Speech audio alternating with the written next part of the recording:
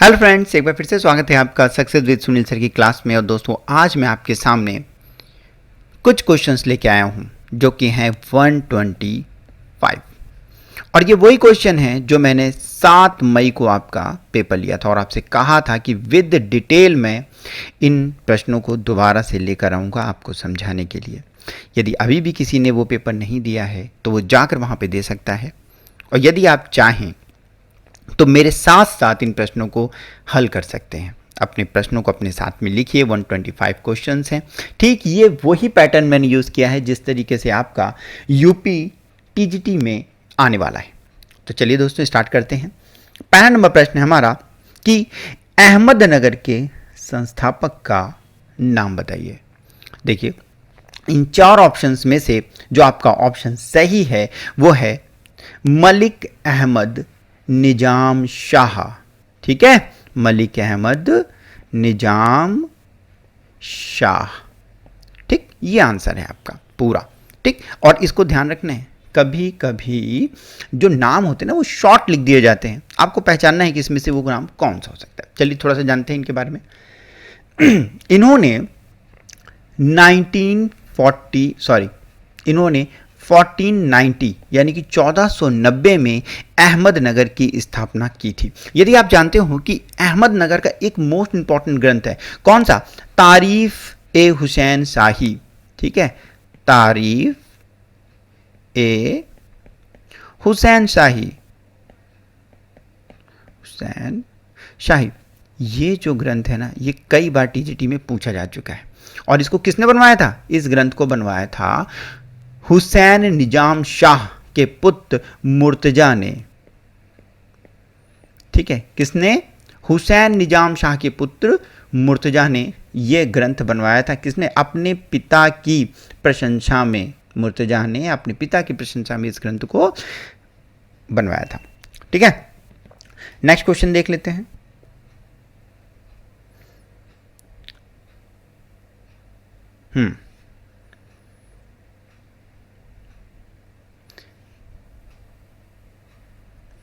देखिए, श्यामदास हरिदास किस शैली के प्रमुख चित्रकार थे? ठीक, तो देखिए इसका आंसर है आपका गढ़वाल शैली। गढ़वाल शैली। देखिए, श्यामदास, हरिदास, ठीक है, मौलाराम, ठीक, श्यामदास, इन सबको चाहे तो कहीं लिख लें, क्योंकि एक साथ गढ़वाल शैली के सारे चित्रकारों को आप कहीं लिख सकते हैं।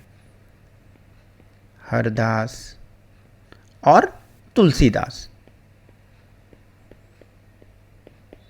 ये सब की सब जो हैं ये आपके गढ़वाल शैली के प्रमुख चित्रकार हैं। ठीक है, नेक्स्ट देखते हैं। समरेंद्रनाथ गुप्त किस महाविद्यालय से संबंधित हैं? ठीक है, समरेंद्रनाथ गुप्त, तो इसका आंसर है आपका लाहौर आर्ट कॉलेज से ये संबंधित हैं। ठीक है, लाहौर का मतलब कौन सा हो गया? Mayo school of arts. क्या? Mayo school of art. ठीक, यहां से ये संबंधित है। ठीक है, सबसे बड़ी बात, अवनींद्रनाथ जी के शिष्य हैं। अवनींद्रनाथ शिष्य किसके हैं? अवनींद्रनाथ जी के। और अगर आप देखना चाहें समरेंद्रनाथ गुप्त, इनका जन्म कब हुआ था? 1887, मृत्यु 1964। ये छोटी छोटी बातें हैं जिनको आपको ध्यान रखना है। क्वेश्चन यहीं से आएंगे, ये समझ लीजिए कि अगर इससे संबंधित क्वेश्चन आएगा, कौन सा कलाकार कहाँ पर शिक्षा प्राप्त किया है, किसका शिष्य था, कहाँ पर उसने शिक्षण कार्य किया है, कब उसकी जन्म। और हाँ, एक चीज़ और, ये जो कलाकार हैं इनमें से आप जो मुख्य कलाकार हैं सिर्फ उन्हीं के जन्म और उन्हीं की मृत्यु पर आपको ध्यान देना है। हालांकि जन्म तो कॉमन हो सकती है, लेकिन मृत्यु सबकी याद करने की जरूरत नहीं है। जो फेमस है, अभी भाई ये अवनींद्रनाथ जी के शिष्य है ना, इस वजह से इनका नाम है बहुत ज़्यादा। भाई पुराने के समय के जितने भी कलाकार हैं उन सबको याद करना है, इसलिए उस समय के जो भी कलाकार थे उनके बारे में आप डिटेल से याद करिए। चलिए नेक्स्ट क्वेश्चन देखते हैं। हरि अंबादास काड़े का जन्म कहां हुआ था? ठीक है, तेलंगाना। ये रहा इसका आंसर, तेलंगाना।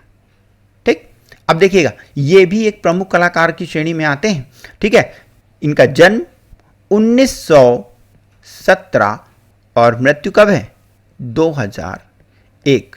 ठीक, शिक्षा की बात करें तो इन्होंने शिक्षा प्राप्त की थी जे आर्ट्स कॉलेज से।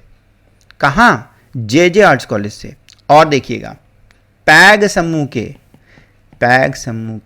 प्रमुख चित्रकारों में से एक हैं। ठीक है, और पैग समूह में इन्हें क्या जिम्मेदारी दी गई थी? कोषाध्यक्ष की। कोषाध्यक्ष, ये कोषाध्यक्ष थे। ये भी आता है पैग समूह का कोषाध्यक्ष कौन था, तो ये भी पूछा जाता है।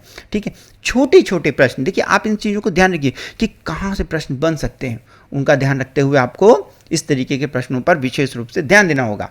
दूसरा देखते हैं, ये थनका हो गया, यहाँ पे थंका भी कई जगह पे लिखा आता है। थंका शैली के अधिकांश चित्र किस पर बने? थंका, याद है ना, जैसे करके झंडियाँ जैसी बना दी जाती हैं, ऐसे करके कपड़े के ये टंगे होते हैं, ये वही हैं। ठीक है, तो किस पर बनते हैं? कपड़े पर बनते हैं। ठीक है, मुख्य रूप से कहाँ का है ये? तिब्बत का। ये मुख्य रूप से तिब्बत में विख्यात है। लेकिन ये ध्यान रखिएगा कि नेपाल और चीन, अगर तिब्बत ऑप्शन नहीं है तो नेपाल और चीन भी ऑप्शन हो सकता है।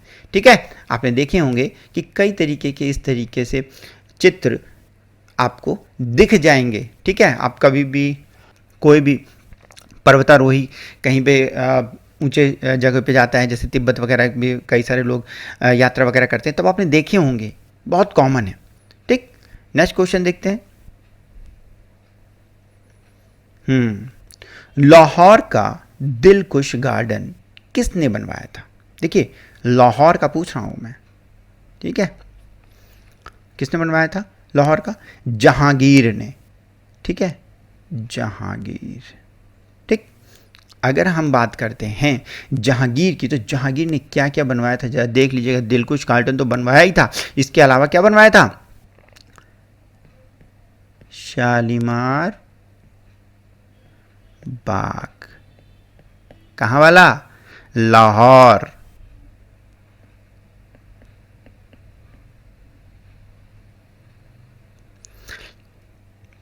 एक मिनट रुक जाएगा। शालीमार बाग जो था ना, ये रुकिए, शालीमार बाग दो हैं। ठीक है, एक है कश्मीर का, पहले आप कश्मीर वाला समझ लीजिए। ठीक है, कश्मीर। इसके बाद एक और शालीमार बाग है। ठीक है, शालीमार बाग एक और है जो कि है लाहौर में, जिसे किसने बनवाया था? शाहजहां ने। इसलिए मैं इसको भी बताना नहीं चाह रहा था, लेकिन लिख लीजिए, समझ लीजिए इसको कि शालीमार बाग दो हैं। एक बार ये प्रश्न आ चुका है टीजीटी में। ठीक है, ये कि कहाँ है और कौन वाला आया था? ये वाला आया था, जहांगीर वाला, सॉरी शाहजहां वाला, लाहौर वाला, ये वाला नहीं आया था। ठीक, तो जहांगीर ने जो स्थापित कला के नमूने बनाए हैं उसमें से पहला है शालीमार बाग, दूसरा है निशात बाग। कहाँ वाला? कश्मीर वाला। दूसरा देखिएगा, जहांगीर की मां का मकबरा। ठीक है,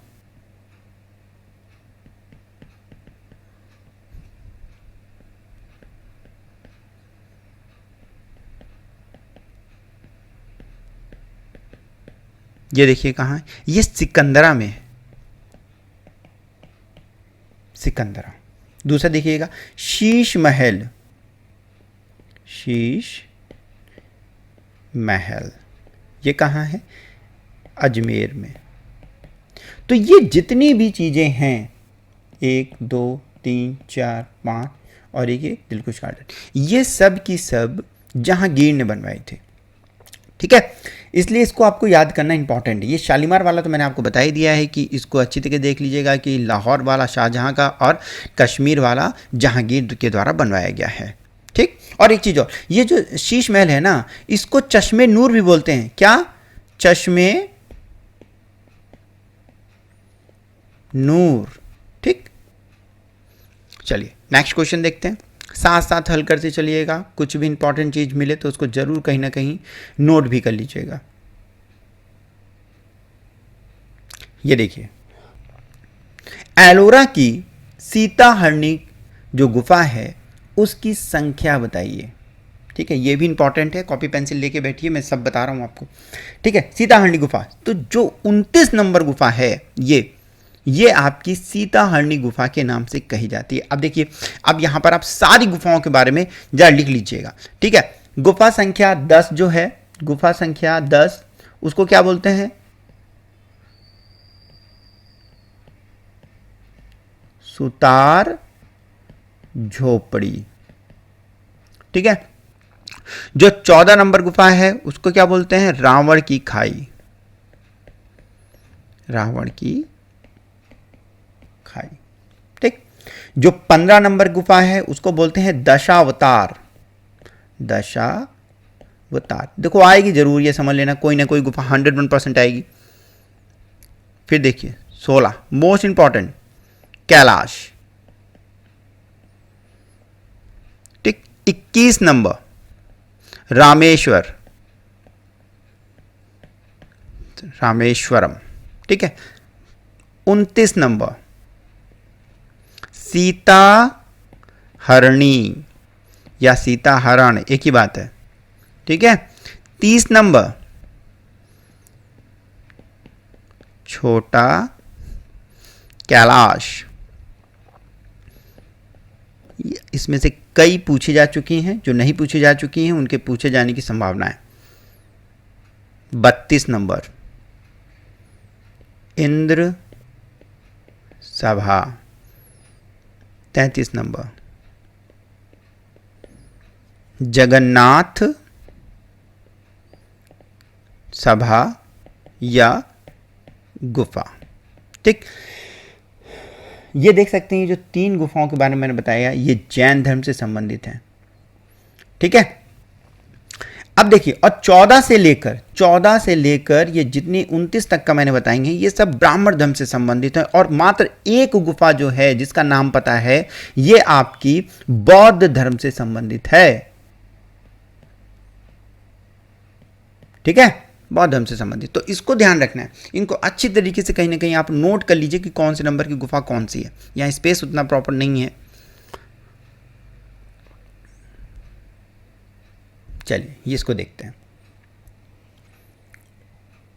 वॉश चित्रकार हरिहर लाल मेड़, हरिहर लाल मेड़ जी जो हैं लखनऊ आर्ट्स कॉलेज से संबंधित हैं, यानी कि उत्तर प्रदेश से संबंधित हो गए। वॉश शैली के एक महान कलाकारों की श्रेणी में आते हैं।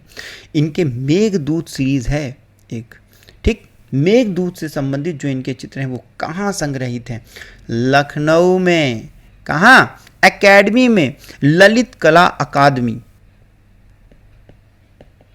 ललित कला अकादमी उत्तर प्रदेश में इनके ये चित्र संग्रहित हैं, उनके पास रखे हुए हैं। आप कभी मौका मिलेगा ना, आप इन चित्रों को देखेंगे, माइंड ब्लोइंग, बहुत प्यारे चित्र हैं। ठीक, चलिए नेक्स्ट देखते हैं। भीमबेटका के चित्रों की खोज कब हुई? ठीक है, आपको मालूम है कि भीमबेटका के चित्रों की खोज हुई थी 1958 में। ठीक, कहीं कहीं पर 1959 भी लिखा होता है, तो इस चीज़ को आप थोड़ा सा ध्यान रखिएगा कि भीमबेटका की चित्र खोज कब हुई थी? 1958/1959। किसने की थी? वाकड़कर ने, जिनका नाम था विष्णु वाकड़कर। वाकड़कर ये कहाँ के थे? ये उज्जैन विश्वविद्यालय के प्रोफेसर थे।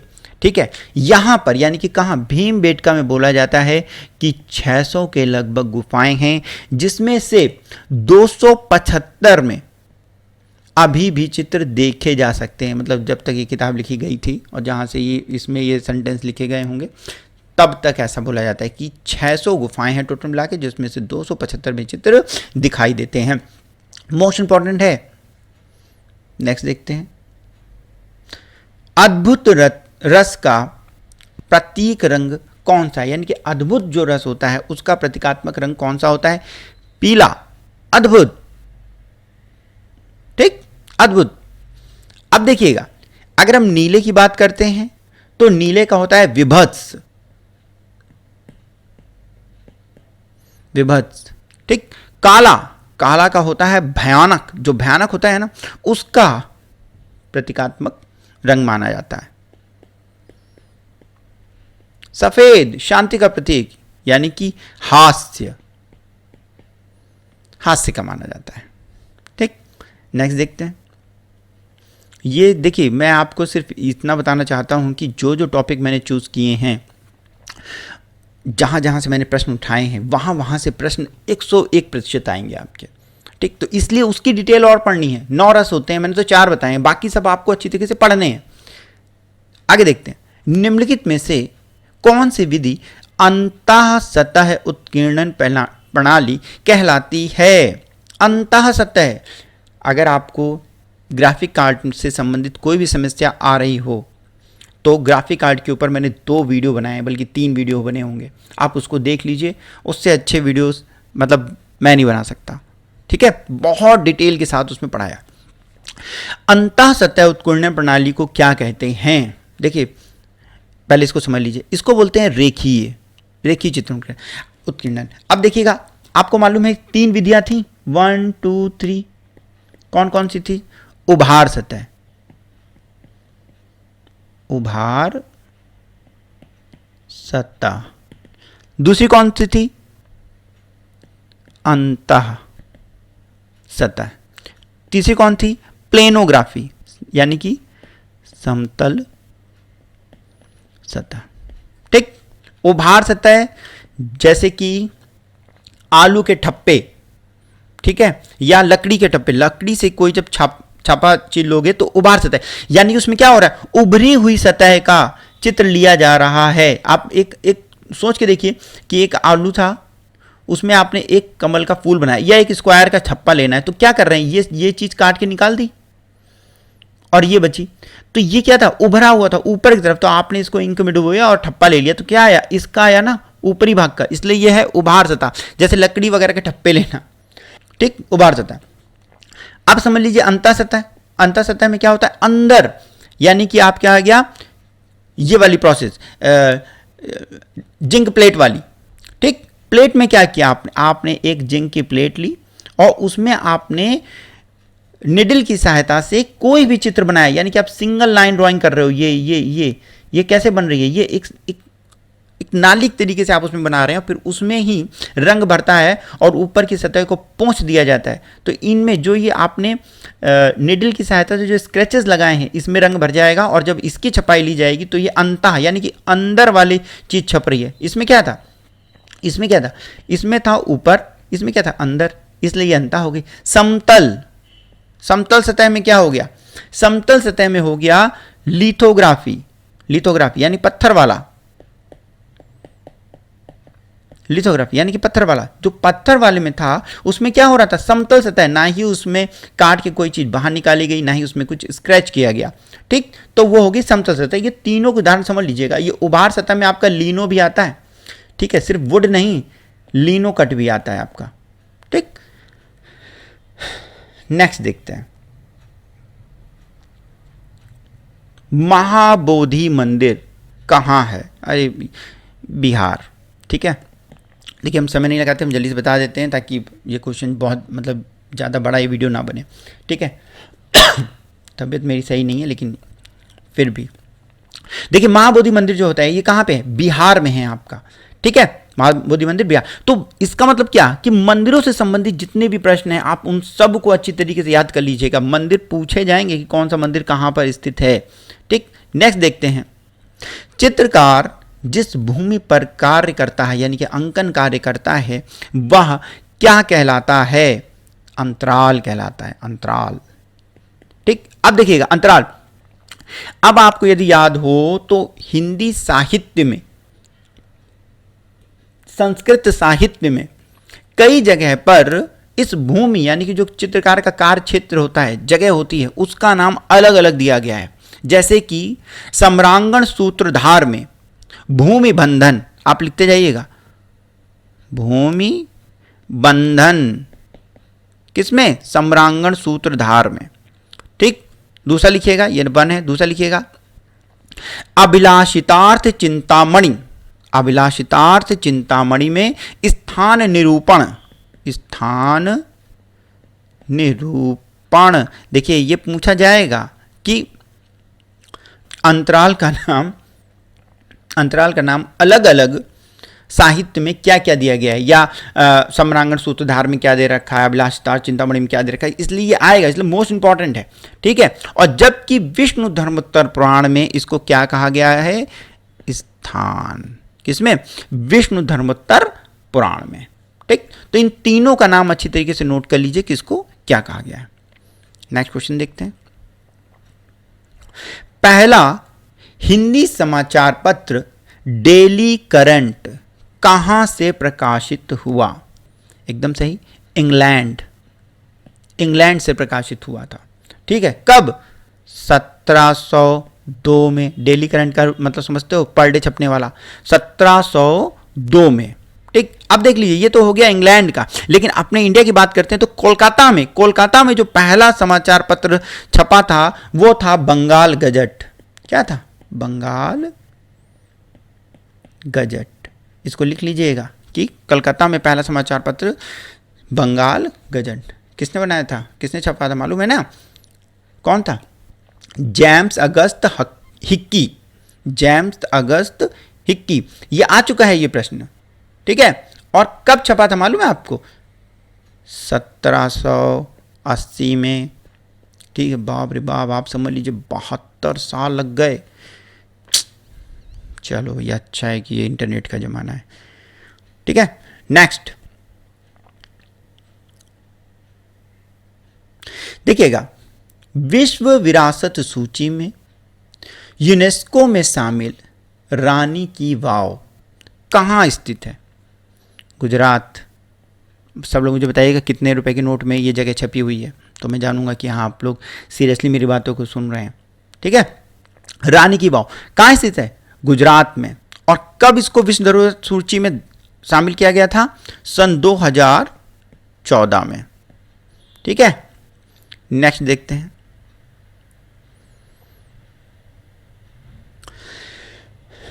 सिंधु घाटी सभ्यता से, ये इसको ध्यान मत दीजिएगा, ये टाइपिंग मिस्टेक है। सिंधु घाटी सभ्यता से तांबे का बना हुआ पैमाना प्राप्त हुआ है। किस जगह से प्राप्त हुआ है इसमें से वो बताना है कि मोहनजोदड़ो से प्राप्त हुआ है, कि हड़प्पा से प्राप्त हुआ है, कि चंद्रद्रोह से, कि लोथल से प्राप्त हुआ है आपको। तो ये है इसका सही आंसर, हड़प्पा। हड़प्पा से आपको तांबे का बना हुआ पैमाना प्राप्त होता है। ये क्वेश्चन भी आ चुका है शायद, बहुत ही कॉमन क्वेश्चन है। आप अंदाजा लगाइए कि मैं ऐसा क्यों बता रहा हूं आपको कि इस तरीके के प्रश्न आ सकते हैं, इसलिए मैं बता रहा हूं। अब देखिएगा, शिव विवाह से संबंधित चित्र प्राप्त हुए हैं। कहाँ से? शिव विवाह से संबंधित चित्र कहाँ से प्राप्त हुए हैं? सिगीरिया से प्राप्त हुए हैं, बाग से, सितनवासन से, कि आपके बादामी से। ठीक है, तो बादामी से आपके शिव विवाह से संबंधित चित्र प्राप्त होते हैं। कहाँ है बादामी? कर्नाटक राज्य के बीजापुर जिले में। बीजापुर, कर्नाटक राज्य के बीजापुर में। देखिए मोस्ट इंपॉर्टेंट है बादामी, तो इतना इंपॉर्टेंट है कि केवीएस के पेपर में यही क्वेश्चन 2-2, 3-3 बार पूछा गया कि भैया कहाँ है। ठीक है, और यहीं पे ये पहली ऐसी जगह है जहां पर आपको ब्राह्मण धर्म का संबंधित गुफा, आपको पहली गुफा प्राप्त होती है। ठीक है, तो यहां पे 3 जो गुफाएं हैं वो आपकी ब्राह्मण धर्म से संबंधित हैं। ठीक है, और जो एक गुफा है वो आपकी जैन धर्म से संबंधित है।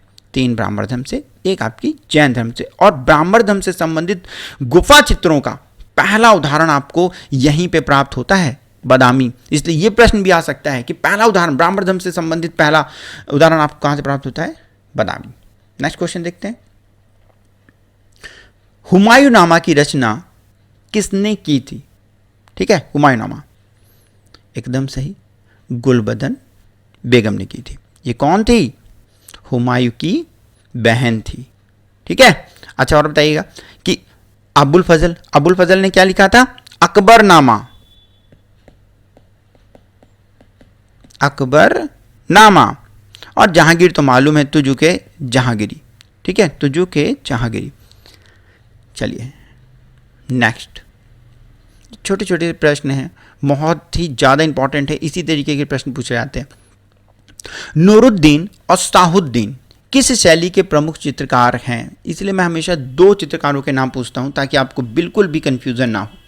ठीक है, तो नूरुद्दीन और शहाबुद्दीन किस शैली के प्रमुख चित्रकार हैं? तो इसका आंसर है आपका बीकानेर। मोस्ट इंपॉर्टेंट है बीकानेर, इससे प्रश्न जरूर आते हैं, इसलिए इसको जरूर देखिएगा। ठीक है, और इसके अलावा कौन कौन से चित्रकार हैं थोड़ा उनको देख लीजिएगा। रुकनुद्दीन,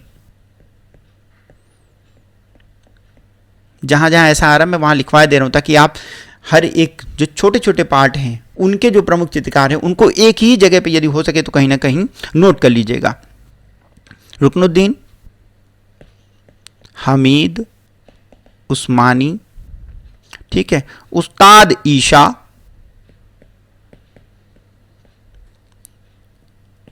हसन रजा, मोस्ट इंपॉर्टेंट, अली रजा, मुराद और उस्ताद कादिर। ठीक है, इस तरीके से ढेर से कलाकार हैं। रुकनुद्दीन, हामिद उस्मानी, ईशा, हसन रजा, अली रजा, मुराद और उस्ताद कादिर। नेक्स्ट देखते हैं, साथ साथ हल करते चलिएगा, जहां पे नोट करना हो कहीं पे तो आप नोट भी कर सकते हैं। नेक्स्ट देखिएगा, मूर्तिकार धनराज भगत ने कहां से शिक्षा प्राप्त की? उस जगह का नाम बताइए, कहां से उन्होंने शिक्षा प्राप्त की है। ऑफकोर्स एकदम सही आपने अंदाजा लगाया है कि इन्होंने लाहौर में शिक्षा प्राप्त की थी। ठीक है, लाहौर में कहाँ? Mayo school of art. कहाँ? Mayo school of art. लेकिन बाद में ये कहाँ गए? बाद में गए Delhi arts college, Delhi arts college.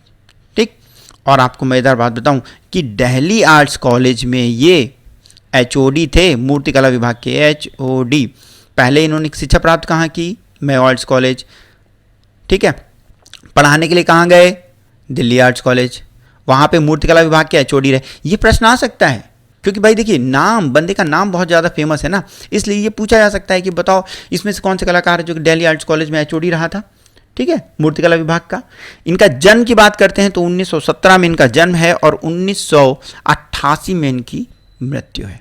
ठीक है, तो ये तो जन्म तो आप देख सकते हैं, मृत्यु का तो उतना इंपॉर्टेंट नहीं है, लेकिन ये बंदा मोस्ट इंपॉर्टेंट है याद करने के लिए मूर्तिकार की श्रेणी में।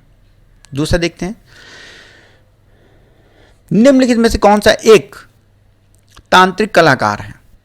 ठीक है, तांत्रिक कलाकार की श्रेणी में आपको अच्छी तरह पता है कि केसीएस पन्नीकर, ये तांत्रिक कलाकार, जैसे वीरेंडे हो गया, GR संतोष हो गया, ये सब के सब तांत्रिक कलाकारों की श्रेणी में आते हैं। ठीक है, अब यही यदि हम बात कर लें तो के वेंकटप्पा को क्या बोला जाता है? यदि याद हो तो बंगाल का मंसूर कलाकार।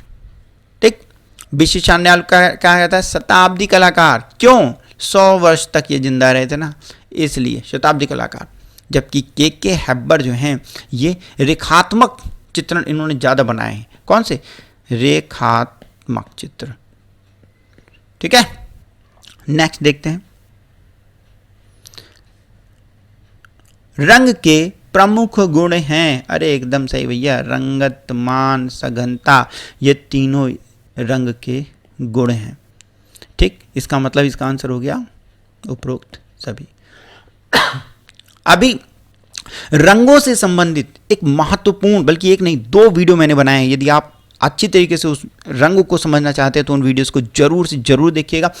काफ़ी कोर्स मैंने पढ़ा दिया है, और जिसको मैं पढ़ा चुका हूँ, मैंने दोबारा वीडियो बनाया नहीं है उस पर, ठीक है। तो आप उसको जरूर से जरूर देखिए। अगर आपने रंगों को वहाँ से समझ लिया तो आप, मेरे को पूरा विश्वास है कि आप वहाँ से बाहर क्वेश्चन जा ही नहीं सकता।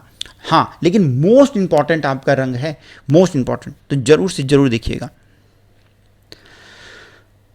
नेक्स्ट, निम्नलिखित में से कौन सा प्रमुख फोटोग्राफर नहीं वर्ड का ध्यान जरूर रखिएगा। देखिए इस तरीके के प्रश्न बहुत सारे आते हैं। आपने यहां से देखा निम्नलिखित में कौन सा प्रमुख, और फोटोग्राफ लो लगा दिया, रख रहा है होम्यो, वाह वाह, ये अरे वाह बहुत सही। तो जिस पे निगाह चली गई आपने सीधे उसको टिक कर दिया। तो इसको बहुत ध्यान रखना है कि नहीं वर्ड का ध्यान रखना है भैया, यहाँ नहीं लिखा हुआ है।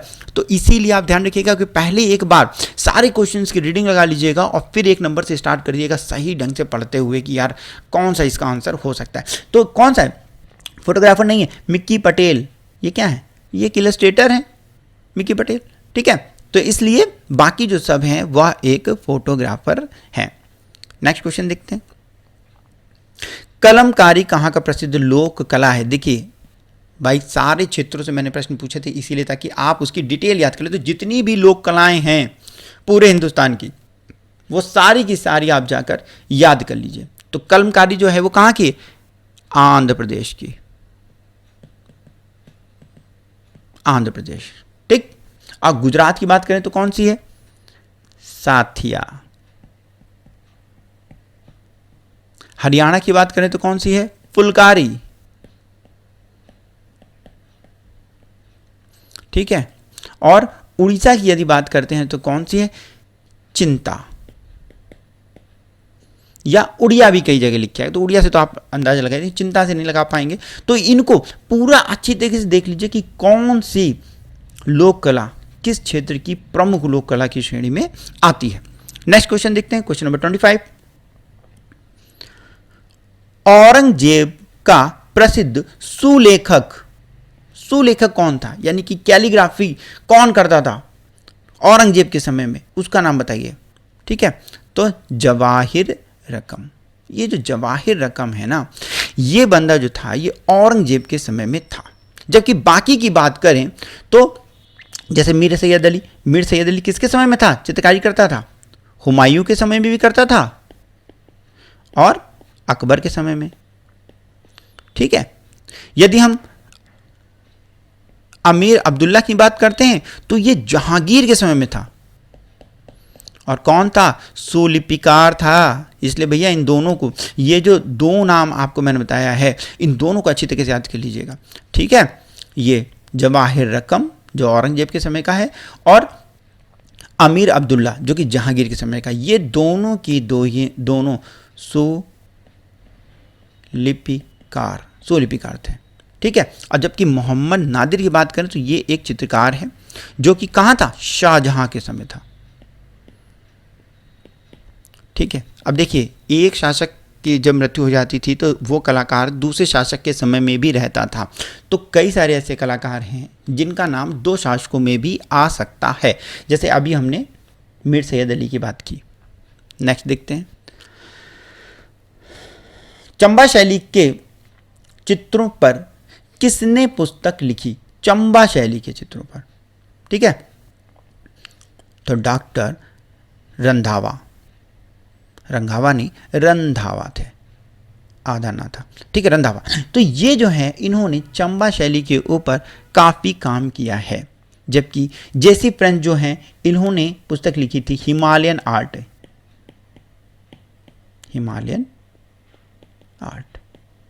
ठीक है।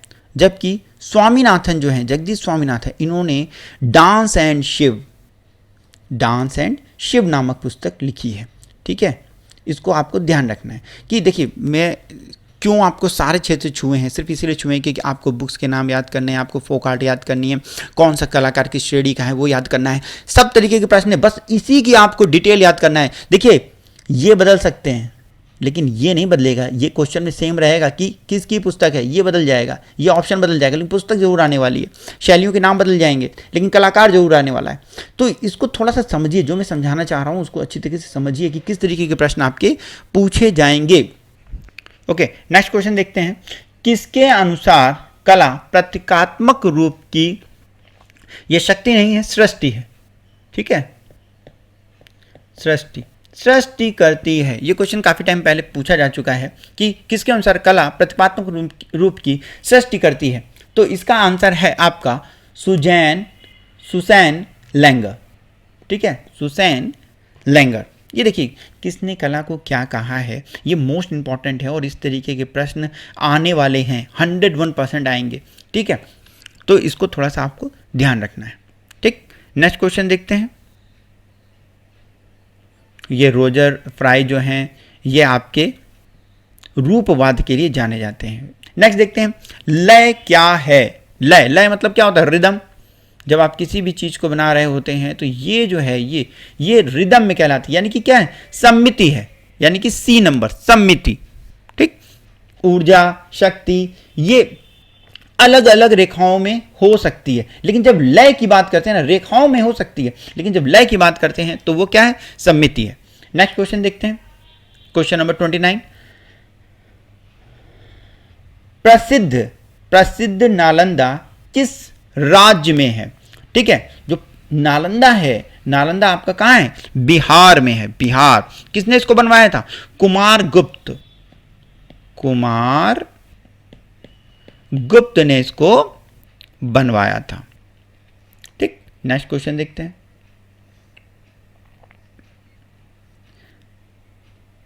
दूसरा क्वेश्चन है हमारा रति रहस्य। जो रति रहस्य है ये सचित्र ग्रंथ चित्र, इससे संबंधित जो चित्र हैं वो किस विषय पर आधारित हैं? तो भाई इसका जो आंसर है वो है आपका काम शास्त्र। ठीक है, और यदि काम शास्त्र के ऊपर जो ग्रंथ आपका दूसरा है वो कौन सा है? रति रहस्य।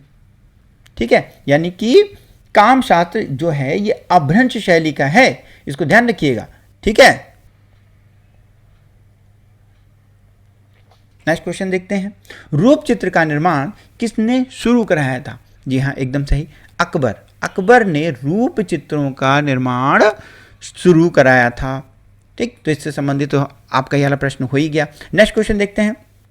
नेक्स्ट क्वेश्चन है आपका, किस सम्राट ने, ये थोड़ा सा गड़बड़ हो गया कि यहाँ पे है दराबनामा। ठीक है, दराबनामा को चालू किया, यानी कि चित्रण प्रारंभ करवाया था, हम उसकी बात कर रहे हैं। तो इसका आंसर है आपका अकबर। ठीक है, उस सम्राट का नाम बताइए, दराबनामा। ठीक, अकबर। नेक्स्ट क्वेश्चन देखते हैं। संथालों का बसंत उत्सव के चित्रकार थे। ठीक है, संथालों का बसंत उत्सव के चित्रकार हैं आपके तैयब मेहता। इसको आपको ध्यान रखना। देखिए इस तरीके के प्रश्न जितने भी हम पूछ रहे हैं आपसे, उसका मतलब सिर्फ इतना ही है कि आप अच्छी तरीके से समझ सके कि किस तरीके के प्रश्न आपके आएंगे। तो बसंत उत्सव जो है, संथालों का बसंत उत्सव, ये आपका तैयब मेहता का चित्र है। ठीक, नेक्स्ट देखते हैं।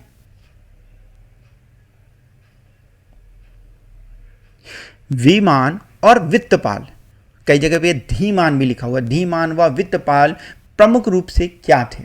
रेखा चित्रकार थे, भित्ति चित्रकार थे, मूर्तिकार थे या कवि थे? तो इसको आपको ध्यान रखना है कि ये एक मूर्तिकार थे। ज़्यादातर बस ये लिखा है कि धीमान व वित्तपाल भी प्रमुख चित्रकारों की श्रेणी में आते हैं या कलाकारों की श्रेणी में आते हैं, लेकिन मुख्य रूप से वो क्या थे उसको ध्यान रखना है कि मुख्य रूप से वह एक मूर्तिकार थे। नेक्स्ट क्वेश्चन देखते हैं, 35 नंबर क्वेश्चन है आपका। मिराक मिर्जा घियात किस इमारत के प्रमुख वास्तुकार थे? ठीक है, तो इसमें आपका आंसर है हुमायूं का गुम्बद। ठीक, हुमायूं का गुम्बद, इसके ये प्रमुख चित्रकार थे। ठीक, जबकि ताजमहल की बात करें तो लाहौरी, और कुतुब मीनार की बात करें तो मीर बकी। इनके नाम आपको ध्यान रखने हैं। ठीक है, नेक्स्ट क्वेश्चन देखते हैं। एक दिन में 14 चित्र बनाने का कीर्तिमान किसने स्थापित किया था? एक दिन में 14 चित्र किसने बनाए थे? FN सूजा ने इन चित्रों को बनाया था। जबकि आपको पता है कि हुसैन जो हैं, हुसैन, सूजा, रजा, आरा, ये सब की सब एक ही ग्रुप के ये सारे के सारे कलाकार हैं, यानी कि पैक ग्रुप के कलाकार हैं। ठीक है, तो यहाँ पे आपने देखा कि एक ही दिन में 14 चित्रों को बनाने का कीर्तिमान जो था वो आपका सूजा ने किया था। अगर आप यहाँ पे रजा को बात करते हैं, रजा एक बिंदुवादी चित्रकार है, ठीक है, बिंदुवादी चित्रकारी, बिंदु के ऊपर सबसे ज़्यादा चित्रकारी की है। जबकि राम कुमार जो है वो बनारस के घाटों के लिए सबसे ज़्यादा प्रसिद्ध हैं। और जो आरा हैं ये कट कैनवस, इसको ध्यान रखिएगा, कट कैनवस के लिए बहुत ज़्यादा जाने जाते हैं। ठीक, नेक्स्ट क्वेश्चन देखते हैं, क्वेश्चन नंबर 37।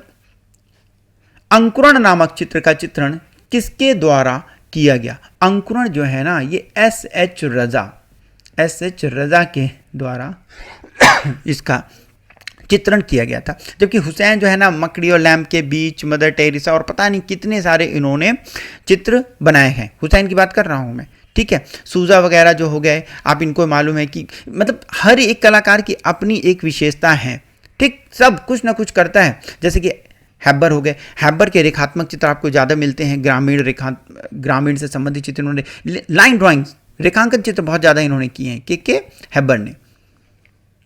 नेक्स्ट देखते हैं, कौन भारतीय प्रिंट मेकर्स गिल्ड से संबंधित है? प्रिंट मेकर गिल्ड से संबंधित कलाकार इसमें से कौन सा है? सुखविंदर सिंह जो हैं ये लखनऊ आर्ट्स कॉलेज से इन्होंने अपनी पढ़ाई पूरी की थी, ठीक है। बाकी तो आपको पता ही है कि लक्ष्मण गौड़ जो हैं ये भी एक छापाकार हैं, ज्योति भट्ट जो हैं ये भी एक छापाकार है, जय कृष्ण अग्रवाल ये भी लखनऊ आर्ट्स कॉलेज से संबंधित है, ये भी एक छापा चित्रकार है। ये सभी की सब छापा चित्रकार है। नेक्स्ट क्वेश्चन देखते हैं, अंजलि इला मेनन का जन्म स्थल बताइए। ये क्वेश्चन पहले भी आ चुका है, अंजलि इला मेनन के लिए ये क्वेश्चन आ चुका है, बहुत कॉमन क्वेश्चन। कई सारे मैंने इजी क्वेश्चन भी आपके लिए रखे थे ताकि आप उनका आंसर तुरंत लगा सकें और आपको लगे कि आपको कुछ आता है, ठीक है। एक महान चित्रकार एवं अध्यापक के.जी. सुब्रमण्यम का देहांत किस वर्ष हुआ? देखिए इन सब प्रश्नों को पूछने के लिए ये अब आपको लगेगा कि यार जन्म मृत्यु भी सर जी पूछ रहे हैं। हाँ, क्योंकि प्रमुख कलाकार जो भी फेमस कलाकार हैं उनका तो आपको याद करना ही करना है, मोस्ट इंपॉर्टेंट है। सन 2016 में इनका देहांत हुआ था। नेक्स्ट क्वेश्चन देखते हैं, प्रसिद्ध समकालीन भारतीय चित्र गपशप की रचना किसने की थी? जो गपशप नामक जो चित्र है उसकी रचना आपकी किसने की थी, इसको जरा आपको देखना है। एस.एन. बेंद्रे इसका आंसर है। नेक्स्ट क्वेश्चन देखते हैं,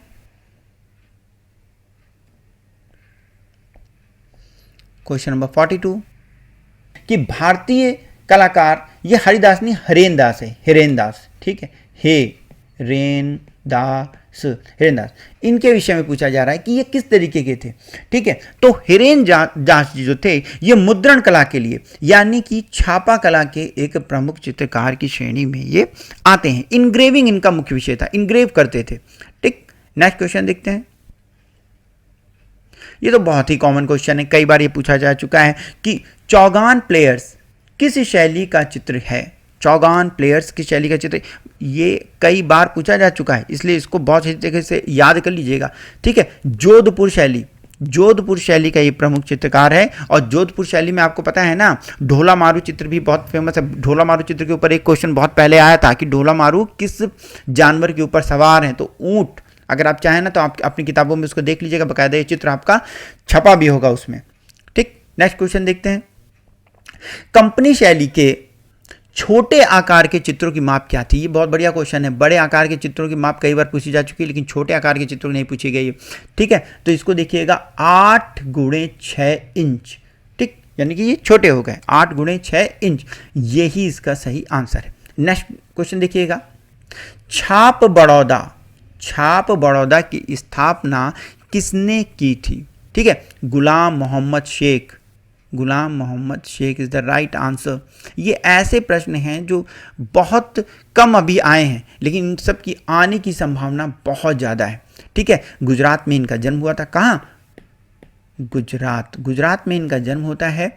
और एक वृश्चिक पत्रिका है, वृश्चिक रश्चिक।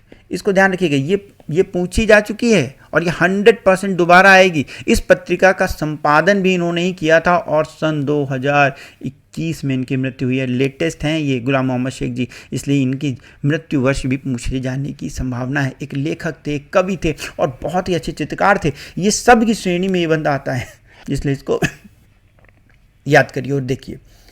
नेक्स्ट क्वेश्चन देखते हैं, 46 नंबर। स्वतंत्रता पश्चात स्थापित प्रोग्रेसिव आर्ट ग्रुप, यानी कि आप समझ गए, peg, PAG, peg group Mumbai, क्योंकि मुंबई में इसकी स्थापना हुई थी, मुंबई का इनमें से कौन सदस्य नहीं है?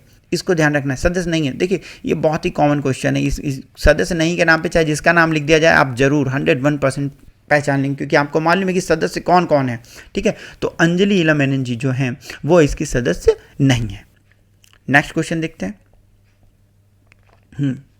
Tree of life. अगर ये क्वेश्चन आपका गलत हो गया है तो आप समझ लीजिए कि आप हमारे वीडियोस को अच्छी तरीके से ध्यान में नहीं दे रहे हैं। जो मैं पर डे क्वेश्चन पूछ रहा हूँ आप उसको ध्यान में नहीं देख रहे हैं, क्योंकि इसको मैंने अभी पूछा था थोड़े दिन पहले कि ट्री ऑफ लाइफ कलाकृति किसकी। और देखिएगा ऐसा ही होगा, जब TGT PGT का पेपर देने जाएंगे ना तो आपको लगेगा यार ये क्वेश्चन तो मैंने पढ़ा था, मुझे याद नहीं आ रहा है। वो सिर्फ थोड़ी सी लापरवाही के कारण ही ऐसा होगा।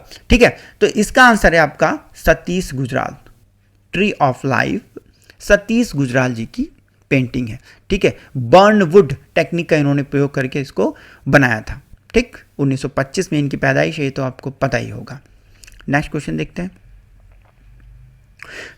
प्रथम भारतीय प्रभाववादी कलाकार निम्नलिखित में से कौन है? एकदम ठीक है, SN बेंद्रे जी हैं। ये तो बहुत ही कॉमन क्वेश्चन। देखिए प्रभाववादी, अति यथार्थवादी, ठीक है, उत्तर प्रभाववादी, समीक्षावादी, ये सारे प्रश्न आते हैं और आएंगे। तो आप एक अंदाजा लगा सकते हैं कि सिर्फ नाम बदलेगा। ठीक है, सिर्फ ये नाम ही बदलेंगे, ये जो नाम है ना ये बदलेंगे, ऑप्शन बदलेंगे, प्रश्न वही होगा। नेक्स्ट क्वेश्चन देखते हैं, खजुराहो के मंदिर किस शैली में बने हुए हैं? तो नागर शैली, ये तो बहुत कॉमन क्वेश्चन है, तो सभी को पता होगा, नागर शैली में ये बने हुए हैं। ठीक है, नेक्स्ट क्वेश्चन देखते हैं, खजुराहो कहाँ है? मध्य प्रदेश में छतरपुर जिला में पड़ता है। भाई ये क्वेश्चन आपका 101% आएगा, इसलिए इस तरीके के सारे क्वेश्चनों पे आपको ध्यान देना है। नेक्स्ट क्वेश्चन देखते हैं, कुमाऊं का प्रसिद्ध महामृत्युंजय मंदिर कहाँ पर स्थित? देखिए मंदिर का मतलब मेरा पूछने का सिर्फ इतना सा है कि मंदिर आप देख लीजिए कि कौन सा मंदिर कहाँ पे है, ये पूछे जाएंगे। ठीक है, तो जागेश्वर कहाँ स्थापित है? जागेश्वर में। नेक्स्ट क्वेश्चन देखते हैं, क्वेश्चन नंबर 51, बाबर तुर्की गीतों का संग्रह किस नाम से प्रकाशित करता था? ठीक है, अभी इसका आपने देखा होगा, इस तरीके का एक प्रश्न इससे पहले भी आ चुका है। ठीक है, तो यहां पे है तुर्की गीतों का संग्रह, तो दीवान के नाम से करता था। जबकि एक बात ध्यान रखिएगा कि मुंबईयान क्या है? मुंबईयान एक प्रकार की शैली थी। ठीक है, मुंबईयान एक प्रकार की गीतों की शैली थी, तो यहाँ पे शैली की बात नहीं हो रही है, यहाँ पे तुर्की गीतों का संग्रह की बात हो रही है कि संग्रह किस नाम से प्रकाशित करता था। एक टेक्निक की बात नहीं हो रही, टेक्निक तो मुंबईयान है, ये पहले भी इससे पहले पूछा जा चुका है। नेक्स्ट क्वेश्चन देखते हैं,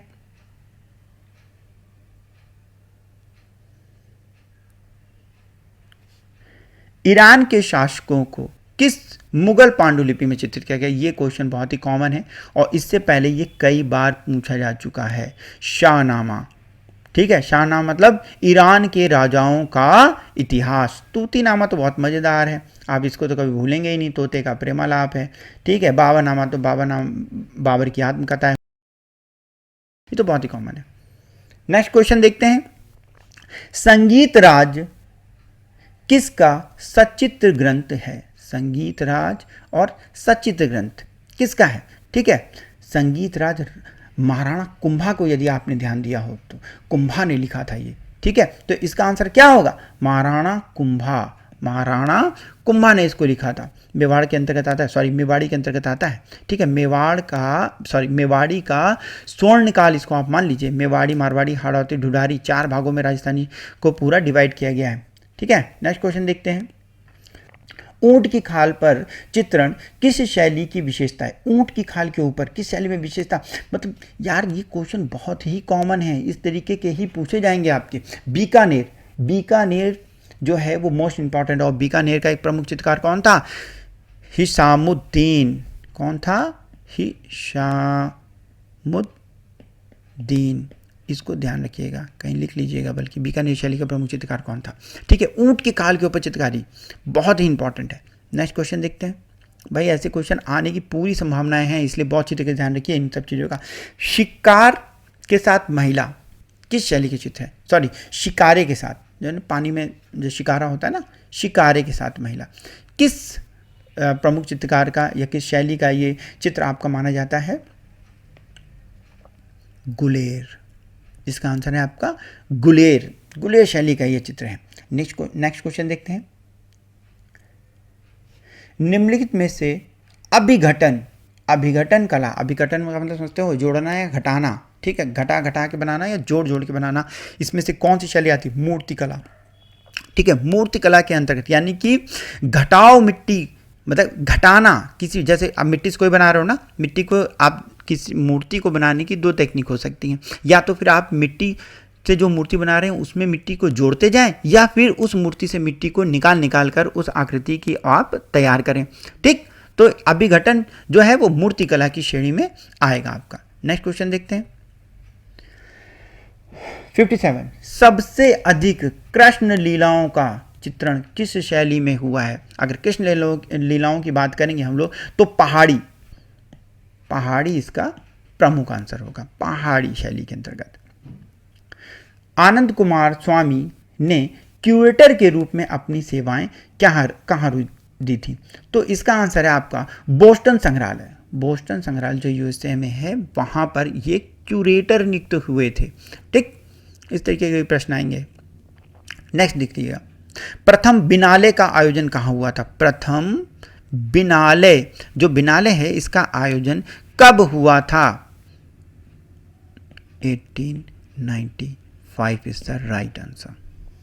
नेक्स्ट क्वेश्चन देखते हैं। देखिए, तिनाले होता है आपके वार्षिक प्रदर्शनियाँ भी लगती हैं, उसी तरीके से बिनाले भी होता है। अभी तो चाइना बिनाले थोड़े दिन पहले हुआ था। सब इस तरीके के आयोजन होते रहते हैं। ठीक है, नेक्स्ट क्वेश्चन देखते हैं। सोशल फंक्शन ऑफ आर्ट, देखिए इससे संबंधित मैंने एक पूरी एक वीडियो तैयार किया था काफ़ी टाइम पहले, उसको वो आप ढूंढेंगे तो इंटरनेट मिल जाएगा। बुक्स और उनके राइटर,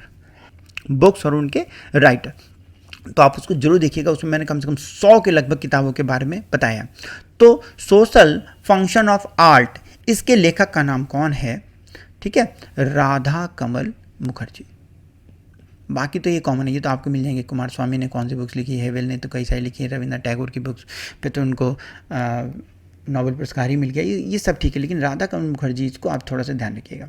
नेक्स्ट देखिएगा, वीणा वादनी, ये तो चित्र पिछली बार पूछा जा चुका है ये क्वेश्चन कि वीणा वादनी चित्र किसके द्वारा बनाया गया था? नंदलाल बोस जी के द्वारा बनाया गया था। फिर वैसे ही बात है, राम कुमार जो है आपके बनारस घाटों के लिए प्रसिद्ध हैं। ठीक है, राजा रवि वर्मा आपके साहित्य में, यानी कि आपके यथार्थवादी कलाकार हैं, जो भी हिंदी पुराणों से संबंधित कहानियाँ हैं उनके लिए फेमस है। और जो यामी राय हैं, ये एक लोक कलाकार हैं, लोक कलाकार से प्रेरित कलाकारों की श्रेणी में आते हैं। फ्लैट कलर्स का यूज़ करते थे और बोल्ड लाइंस का प्रयोग करते थे। इनको भी थोड़ा आपको देखना है। नेक्स्ट क्वेश्चन है आपका कि सारनाथ का प्राचीन नाम क्या है? सारनाथ का प्राचीन नाम है मृगदाव। ठीक है, ऋषिपत्नम भी बोलते हैं, मृगदाव। ठीक, नेक्स्ट क्वेश्चन देखते हैं।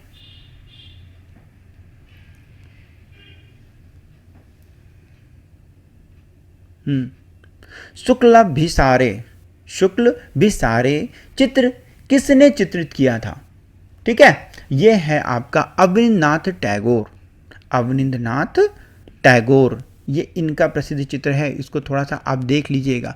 ठीक है, इन्होंने सर्वप्रथम वॉश पेंटिंग का आविष्कार भी किया था। बंगाल शैली के शीर्ष कलाकारों में से एक ये माने जाते हैं। मोस्ट इंपॉर्टेंट कलाकार है भाई, देखिए इसको तो आपको छोड़ना ही नहीं है, जितने भी हैं, यामिनी राय, अमृता शैलेशन बेंद्रे, मोस्ट इंपॉर्टेंट, जितना इनके बारे में आप जान सकते हो अच्छी तरीके से इनको एकदम जान लीजिए, बस याद कर लीजिए। नेक्स्ट क्वेश्चन देखते हैं। प्रेम पच्चीसी किताब के रचयिता का नाम बताइए। ठीक है, मुंशी प्रेमचंद, एकदम सही, मुंशी प्रेमचंद, प्रेम पच्चीसी के मुंशी प्रेमचंद। नेक्स्ट क्वेश्चन देखते हैं। The death of hero book के लेखक का नाम। The death of hero book के लेखक का नाम मुल्कराज आनंद। नेक्स्ट क्वेश्चन देखते हैं। द वर्टिकल वुमेन मूर्ति किसके द्वारा बनाई गई थी? एकदम सही। इतने सारे लोगों में से पीसी सान्याल, भवेश चंद्र सान्याल, ठीक है। इनको शताब्दी कलाकार के नाम से भी जाना जाता है। क्यों?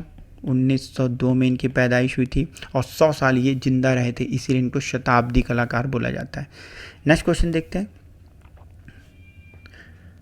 मराठा युग की तंजौर चित्रकला, ठीक है, मराठा युग की तंजौर चित्रकला किसकी प्रमुख पुस्तक का नाम है? ठीक है, तो जय अप्पा स्वामी, ये जय अप्पा स्वामी हैं, इनकी पुस्तक का नाम है मराठा युग की तंजौर चित्रकला। नेक्स्ट क्वेश्चन देखते हैं। बुद्ध की श्रृंखला का चित्र किसने बनाया?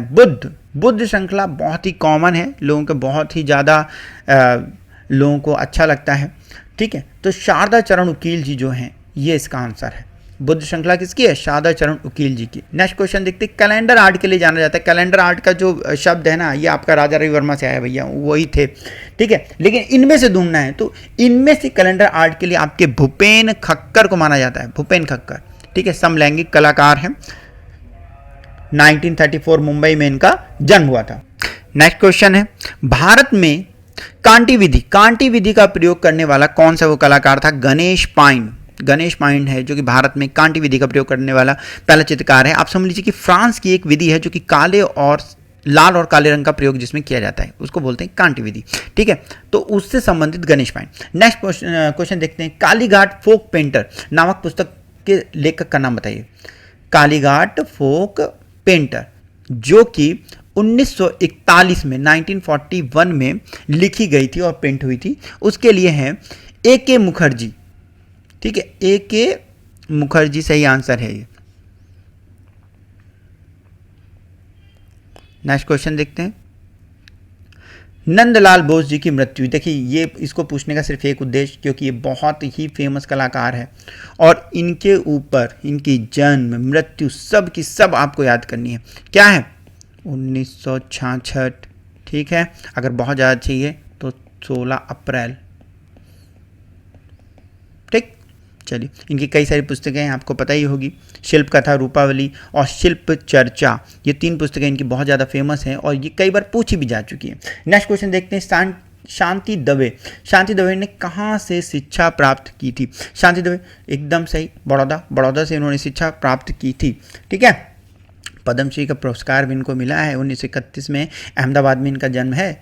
ये छोटी छोटी चीज़ें इनको याद करना है। देखो, आर्ट ऑक्सीजन, ये एक नई, मतलब एक तरीके से देखा जाए तो आपके लिए प्रश्न हो सकता है कि ये कला दीर्घा कहाँ पे स्थित है। तो आर्ट ऑक्सीजन जो है ना, जब इस तरीके से अर्जी फर्जी नाम आए ना, 2 ही जगह पे अंदाज़ा लगाने की कोशिश किया कीजिए कि कहीं दिल्ली की तो नहीं, कहीं मुंबई की तो नहीं, तो फिर आप मुंबई, ठीक, मुंबई की है ये।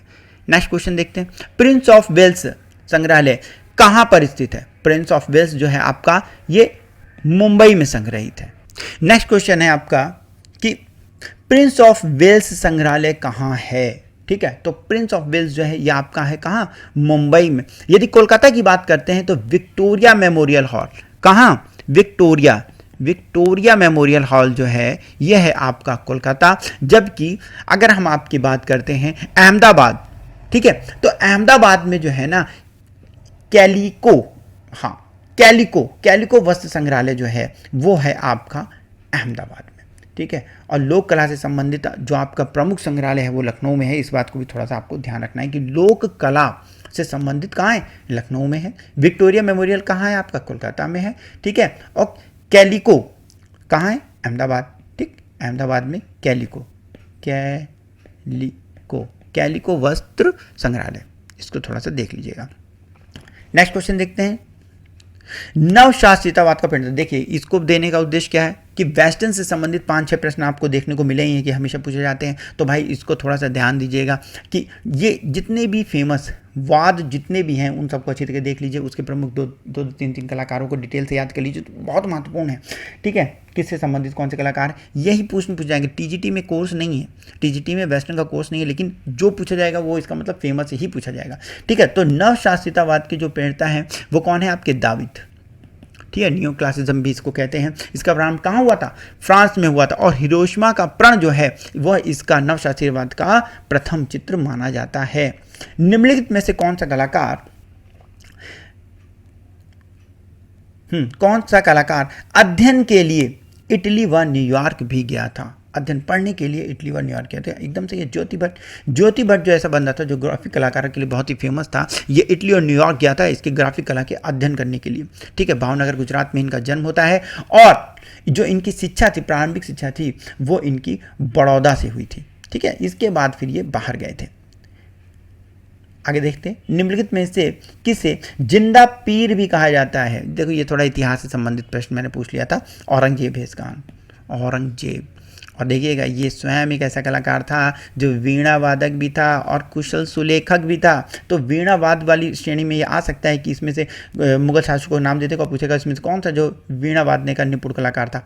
तो फिर ध्यान रखिएगा कि औरंगजेब उसका आंसर होगा। निम्नलिखित देख लीजिएगा कि खजुराहो का एकमात्र सूर्य मंदिर, देखिए जितने भी सूर्य मंदिर हैं उनको सब देख लीजिए अच्छी तरीके से, बहुत कम सूर्य मंदिर हैं। ठीक है, चंद्रगुप्त जो है, ये चित्रगुप्त जो मंदिर है, ये चित्रगुप्त मंदिर जो है यही आपका सूर्य मंदिर है। नागर शैली से बना हुआ है और किसने बनवाया था? धंगदेव ने इसको बनाया था। ठीक है, देख लीजिएगा। और आपको तो मालूम है कंदरिया महादेव जो मंदिर है ये भगवान शिव को समर्पित है। जो चतुर्भुज मंदिर है वो यशोवर्मन द्वारा बनवाया गया था। ठीक है, जो 64 योगिनी मंदिर है, 64 योगिनी मंदिर ये भगवान विष्णु को समर्पित है। ठीक, आप अंदाजा लगा सकते, कंदरिया महादेव मंदिर मतलब भगवान शिव, 64 योगिनी मंदिर यानी कि विष्णु। ठीक, नेक्स्ट क्वेश्चन देखते हैं। कंबोडिया में स्थित अंकोर वाट मंदिर का निर्माण किसने करवाया था? ये मोस्ट इंपॉर्टेंट क्वेश्चन है आपका कि कंबोडिया में जो स्थित मंदिर है इसका निर्माण किसने करवाया था? तो सूर्यवर्मन द्वितीय, जो सूर्यवर्मन द्वितीय थे, इन्होंने इसका निर्माण करवाया था। कब? 1125 ईस्वी में। ठीक है, कंबोडिया में एक जगह पड़ती है यशोधरपुर, वहां पर है ये जगह। ठीक, कंबोडिया में यशोधरपुर में। बरहुत स्तूप की खोज किसने की थी? बरहुत का जो स्तूप है आपका, इसकी खोज कनिंघम ने की थी। कब? 1873 1873 में इसकी खोज इन्होंने की थी। जबकि लॉन्ग हर्स्ट की बात करें, इन्होंने नागार्जुन कोंड की स्तूप की खोज की थी। किसकी? नागार्जुन कोंड की। मैटकाफ की बात करें तो पहाड़ी शैली के लिए ये प्रमुख चित्रकार खोजकर्ता माने जाते हैं। मेजर फॉर्म्स की बात करें तो इन्होंने सिगिरिया की खोज की थी। सिगिरिया खोज कब की थी? 1830। तो ये सब लोगों ने किसी न किसी चीज़ की खोज की है। नेक्स्ट क्वेश्चन देखते हैं। बाजेंटाइन कला किस? बाजेंटाइन भैया मोस्ट इंपॉर्टेंट है बाजेंटाइन कला। ठीक है, हालांकि वेस्टर्न की श्रेणी में आती है, लेकिन आपको इसको याद करना है कि वेस्टर्न कला कहाँ से संबंधित है। तो वेस्टर्न कला जो है ये आपकी रोम से संबंधित है। ठीक है, और 330 से लेकर 1453 ईस्वी के बीच में ये फली फूली थी, यानी कि जब लिखने को आएगा तो आएगा आपका 4वीं शताब्दी से लेकर 15वीं शताब्दी के बीच में ये कला जो थी प्रसिद्ध हुई। और आपको मालूम है बाजेंटाइन में क्या प्रमुख रूप से कौन सी थी? मणिकुट्टम। एक मणिकुट्टम तकनीकी है। मणिकुट्टम यानी कि कीमती पत्थरों को या कांच के टुकड़ों को सजाकर कोई चित्र बनाना। जैसे कि आप भित्ति चित्रण जानते हैं कि भित्ति चित्रण में भी आप एक मोज़ेक एक वर्ड होता है। मोज़ेक में क्या था? मोज़ेक में भी पत्थरों के टुकड़े को लगा लगा कर बनाया जा रहा था। ठीक है, तो ये बाजेंटाइन कला के अंदर मणिकुट्टम वही टेक्निक है जिसमें कि कीमती पत्थरों को, मूल्यवान पत्थरों को लगा लगा के किसी चित्र को बनाना। आप इंटरनेट पर सर्च करेंगे ना, आपको इतने सारे इतने प्यारे चित्र देखने को मिल जाएंगे कि आपको लगेगा कि यार आज का समय इसके सामने तो कुछ नहीं है। इतने प्यारे प्यारे चित्र उस समय पर बने थे। नेक्स्ट क्वेश्चन देखते हैं। बीरबल का महल, बीरबल का महल कहाँ है भाई? फतेहपुर सीकरी इसका आंसर है। ठीक है, बीरबल का महल कहाँ है? फतेहपुर सीकरी। फतेहपुर सीकरी जोधा भाई का महल भी है, हवा महल भी है, मरिया की कोठी भी है, जामा मस्जिद भी है, बुलंद दरवाजा भी है, शेख सलीम चिश्ती की दरगाह भी है। ठीक है, मैं एक बार फिर से स्लोली बोल देता हूँ। जोधा भाई का महल, हवा महल, मरिया की कोठी, जामा मस्जिद, बुलंद दरवाज़ा और शेख सलीम चिश्ती की दरगाह, ये सब की सब आपकी फतेहपुर सीकरी में है। चलिए नेक्स्ट क्वेश्चन है आपका, प्रदोष दास गुप्ता जी की पत्नी का नाम बताओ। भैया क्यों पूछा गया? क्योंकि वह स्वयं एक चित्रकार थी, इसलिए भाई यूं ही नहीं पूछा जाएगा। वो स्वयं एक चित्रकार थी, इसलिए इनके बारे में पूछ रहा हूँ मैं। ये कमला दास गुप्ता, प्रदोष दास गुप्ता जी जो स्वयं एक बहुत अच्छे मूर्तिकार थे, उनकी वाइफ का नाम है ये। नेक्स्ट क्वेश्चन देखते हैं। रथिन मित्रा ने चित्रकला का डिप्लोमा कहाँ से प्राप्त किया था? Kolkata arts college. डिप्लोमा पहले आपको मैं बता दूं कि पहले 5 वर्षीय कोर्स होता था। जब बीएफए मिलता था वो 5 वर्षीय कोर्स होता था और वो डिप्लोमा की श्रेणी में आता था। है मज़ेदार बात। आज आप 4 साल का कोर्स कर रहे हैं जो कि आपका आज एक डिग्री, स्नातक की डिग्री मिलती है, लेकिन तब डिप्लोमा मिलता था, वो भी 5 साल बाद। हाँ, लेकिन तब क्या होता था, 10th के बाद जाते थे, इस वजह से। ठीक है, नेक्स्ट क्वेश्चन देखते हैं।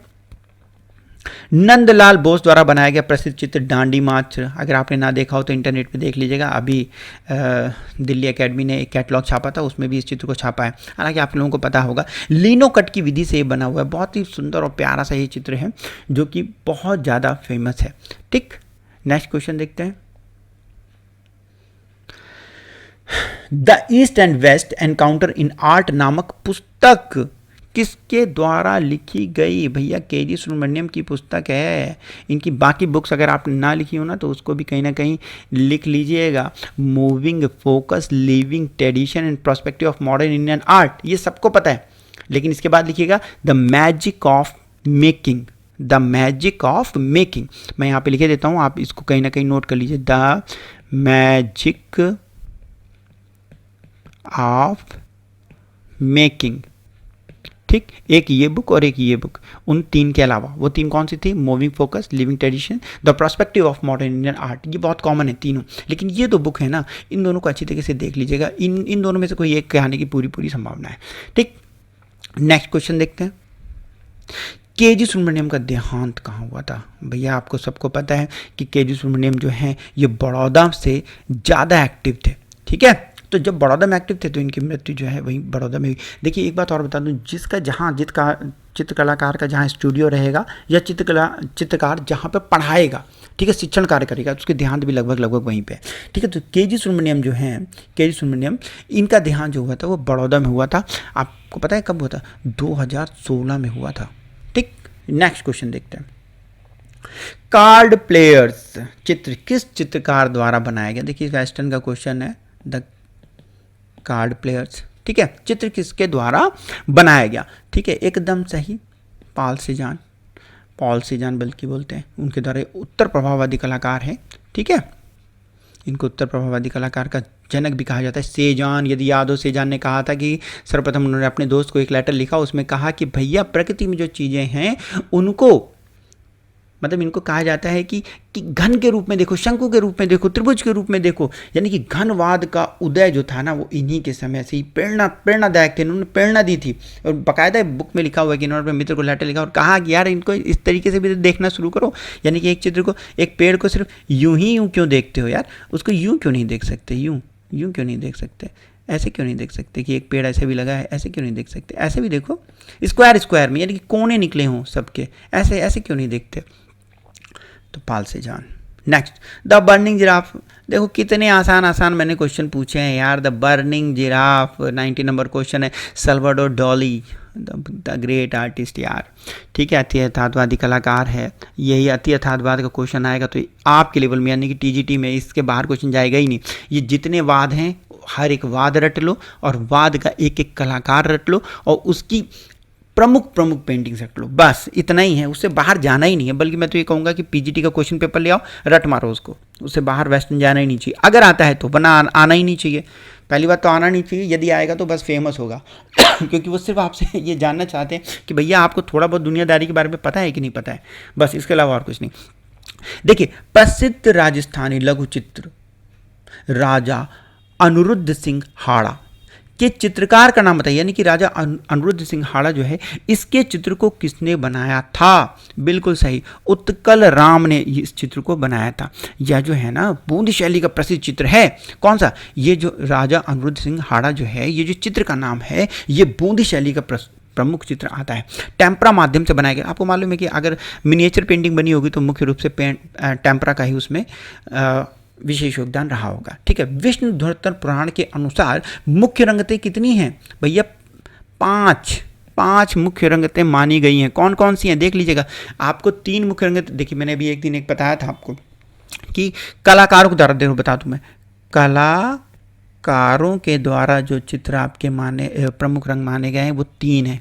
कौन सा है? पीला, नीला, लाल। परंतु ओस्टवाल्ड जब ओस्ट वर्ल्ड की बात आती है तो इसी में आप एक हरा रंग और जोड़ लो, ठीक है। तो उन्होंने 4 प्राथमिक रंग माने हैं, लेकिन विष्णु धर्मोत्तर पुराण में कितने माने हैं? 5। वो कौन कौन सा है देख लीजिए, सफेद रंग इसमें जोड़ लीजिए बस, सफेद, सफेद, पीला, लाल और श्याम, यानी कि कृष्ण रंग उसको लिखा हुआ है उसमें, नीला, कृष्ण रंग लिखा है, ठीक है। ये श्याम तो मैंने आपको बता दिया। तो ये प्रमुख रंग माने गए किसने? विष्णु धर्मोत्तर पुराण में। नेक्स्ट क्वेश्चन देखते हैं। मेवाड़ चित्र शैली के मुख्यतः आकाश किस रंग से बनाया गया? भैया मोस्ट इंपॉर्टेंट क्वेश्चन ये आ सकता है। मेवाड़ शैली में जो आकाश, मुख्यतः का मतलब समझते हो? ज्यादातर कैसे बनाए गए हैं? तो मेवाड़ चित्र शैली में जो रंग बनाए गए हैं, आकाश जो बनाए गए हैं वो है सपाट लाल, ठीक है। जबकि बूंदी शैली में कैसे बनाए गए हैं? गहरा नीला, ठीक है। किसमें? बूंदी शैली कह रहे हैं गहरा नीला। और जबकि किशनगढ़ शैली की यदि हम बात करें तो नीला और लाल दोनों ही से, नीला और लाल दोनों से ही आकाश को बनाने की कोशिश की गई। तो समझ रहे हैं ना कि मेवाड़ शैली में मुख्य रूप से आकाश कैसे बना हुआ है? सपाट लाल, यानी कि एकदम प्योर रेड कलर का आकाश बनाने की कोशिश की गई। वहीं पे बूंदी शैली की बात करते हैं, तो गहरा नीला आकाश बना है। जबकि किशनगढ़ की बात करते हैं तो नीला और लाल दोनों ही रंग के आकाश आपको मिलते हैं। तो इसको अच्छी तरीके से कहीं नोट कर लीजिए, ये प्रश्न बहुत पूछे जाएंगे। आप ये समझ लीजिए कि 101% रखा हुआ है टीजीटी के क्वेश्चन में। नेक्स्ट क्वेश्चन देखते हैं। बूंदी चित्रों की प्रथम प्रदर्शनी, जो महत्वपूर्ण प्रदर्शनी हुई थी, जो कि कलकत्ता में हुई थी। देखिए कभी कभी क्वेश्चन के अंदर भी महत्वपूर्ण लाइनें छपी होती हैं। तो देखिए यहाँ पे क्या है, बूंदी शैली की प्रथम महत्वपूर्ण प्रदर्शनी कहाँ लगी? कोलकाता में। कब लगी? 18 फरवरी 1949 को, ठीक है। उद्घाटन किसने किया था? ओसी गांगुली ने किया था। ये रहा देखिए ओसी गांगुली। तो इसमें एक ही प्रश्न से कितने सारे प्रश्न आपके मिल जाते हैं, ठीक है। ओसी गांगुली याद रखिएगा भाई, 49 में उद्घाटन किया था, ठीक है। अंग्रेजी यात्री, देखो ये क्वेश्चन तो आ चुका है कि अंग्रेजी यात्री मूरक्राफ्ट जो था, इसने राजा संसार चंद्र से भेंट कब की थी? ये क्वेश्चन इससे पहले पूछा जा चुका है। 1820 में इसने मूरक्राफ्ट ने राजा संसार चंद से भेंट की थी। राजा संसार चंद जो थे वो कांगड़ा शैली के मुख्य कलाकारों की श्रेणी में आते हैं। मतलब संरक्षक करता यही था, ये समझ लीजिए, ठीक है। मेन कलाकार जो था, इस कलाकारों को जो संरक्षण देने वाला आदमी था वो था महाराजा संसार चंद। तो ये क्वेश्चन आता है कि कांगड़ा शैली का प्रमुख संरक्षक राजा कौन था? राजा संसार चंद, ठीक है। बोला जाता है कि महाभारत में कौरवों के साथ इनके जो पूर्वज थे वो लड़ाई किए थे, ऐसा लिखा हुआ है बुक्स में, ठीक है। ये देखिए ये बहुत मज़ेदार क्वेश्चन है। वैष्णव पर व्यंग और श्यामकांत बनर्जी जी का तंत्र योग, ये किस पर आधारित है? मतलब इसके जो प्रमुख जो किस शैली में इसके ऊपर ज़्यादा चित्रकारी हुई है? तो उसका आंसर है आपका कालीघाट शैली। पढ़ के देखिएगा एक बार। एक मुख्य विषय और था, तारकेश्वर स्कैंडल, ठीक है, तारकेश्वर स्कैंडल। आप देखिएगा तारकेश्वर स्कैंडल जो है ना, उसको देखिएगा कि कैसे गलतफहमियों के बीच में एक लेडीज़ को उसका हस्बैंड मार देता है। उसके ऊपर पूरी ये कहानी है, बहुत मज़ेदार है, इंटरेस्टिंग है। तभी तो देखो क्या होता था भाई, उस समय को आप ध्यान करिए कि क्या था। उस समय अंग्रेजों का शासक था, ठीक है। एक तरफ कंपनी शैली के चित्र बन रहे थे जो फिरका के नाम पे, यानी कि 5-5, 6-6 के सेट बनाए जा रहे थे। एक तरफ कालीघाट आपका मंदिर है और वहाँ पे जो चित्र काली जी का जो मंदिर था वहाँ पे जो चित्रकारी हो रही थी, वो क्यों चित्र बना रहे थे? जो तत्काल समाज में जो आपके उस समय जो घटनाएं थी उसके ऊपर चित्र बनाते थे और विदेशियों को पसंद लगते थे, वो अपने साथ ले जाते थे। तो जिसमें वैष्णव पर व्यंग, श्यामकांत बनर्जी का तंत्र योग, और ये जो मैंने आपको बताया अभी तारकेश्वर, इसको देखिएगा, अगर इंटरनेट पर पढ़ने को मिल जाए तो और ही मज़ेदार है। देखिएगा, मैंने तो नहीं सर्च किया लेकिन बुक्स में लिखा हुआ है तारकेश्वर स्कैंडल, आप इसके ऊपर देखिएगा, बहुत मज़ेदार स्टोरी है, ठीक है। एक सनसनीखेज खबर जैसे आप कह सकते हैं उस समय की थी, इसीलिए उसके ऊपर बहुत चित्र बने थे, ठीक। दूसरा देखिएगा, ये बहुत ही कॉमन क्वेश्चन मैंने पूछा था कि हड़प्पा का जो मुख्य मार्ग है वो कितने फीट चौड़ा है? हाँ भैया एकदम सही, 33 फीट चौड़ा था। और क्या था मुख्य विशेषता क्या थी? जो मुख्य दरवाजे होते थे, जो एंट्रेंस होता था वो बैक की तरफ, पीछे की तरफ होता था, मेन गली की तरफ नहीं होता था। धूल धक्कड़ वगैरह से बचने के लिए पीछे की तरफ इनके दरवाजे जो थे वो बनाए जाते थे। ठीक है, और मजेदार, पक्की ईंटों से गलियारे वगैरह बनते थे, पक्की ईंटों से मकान वगैरह बनते थे।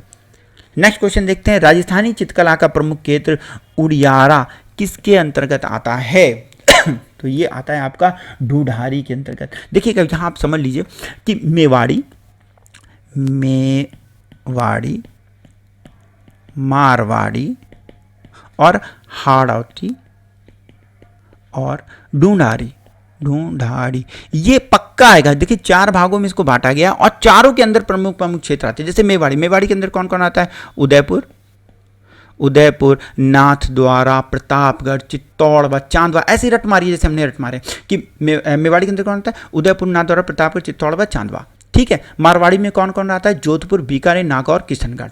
ठीक है, जोधपुर, बीकानेर, नागौर, किशनगढ़। ठीक है, हाड़ौती में कौन आता है? बूंदी, कोटा, झालावाड़। ठीक, ढूंढारी में कौन आता है? जयपुर, अलवर, उड़ियारा। तो अगर आपने इस तरीके से याद कर लिया तो आप समझ लीजिए कि ये आएगा 101% आएगा कि प्रमुख केंद्र है किसके अंतर्गत आता है, आएगा, पक्का आएगा। देखिएगा आप प्रीवियस ईयर के क्वेश्चन पेपर उठा के लिख लीजिए, इसी देखिए प्रश्न आए हैं।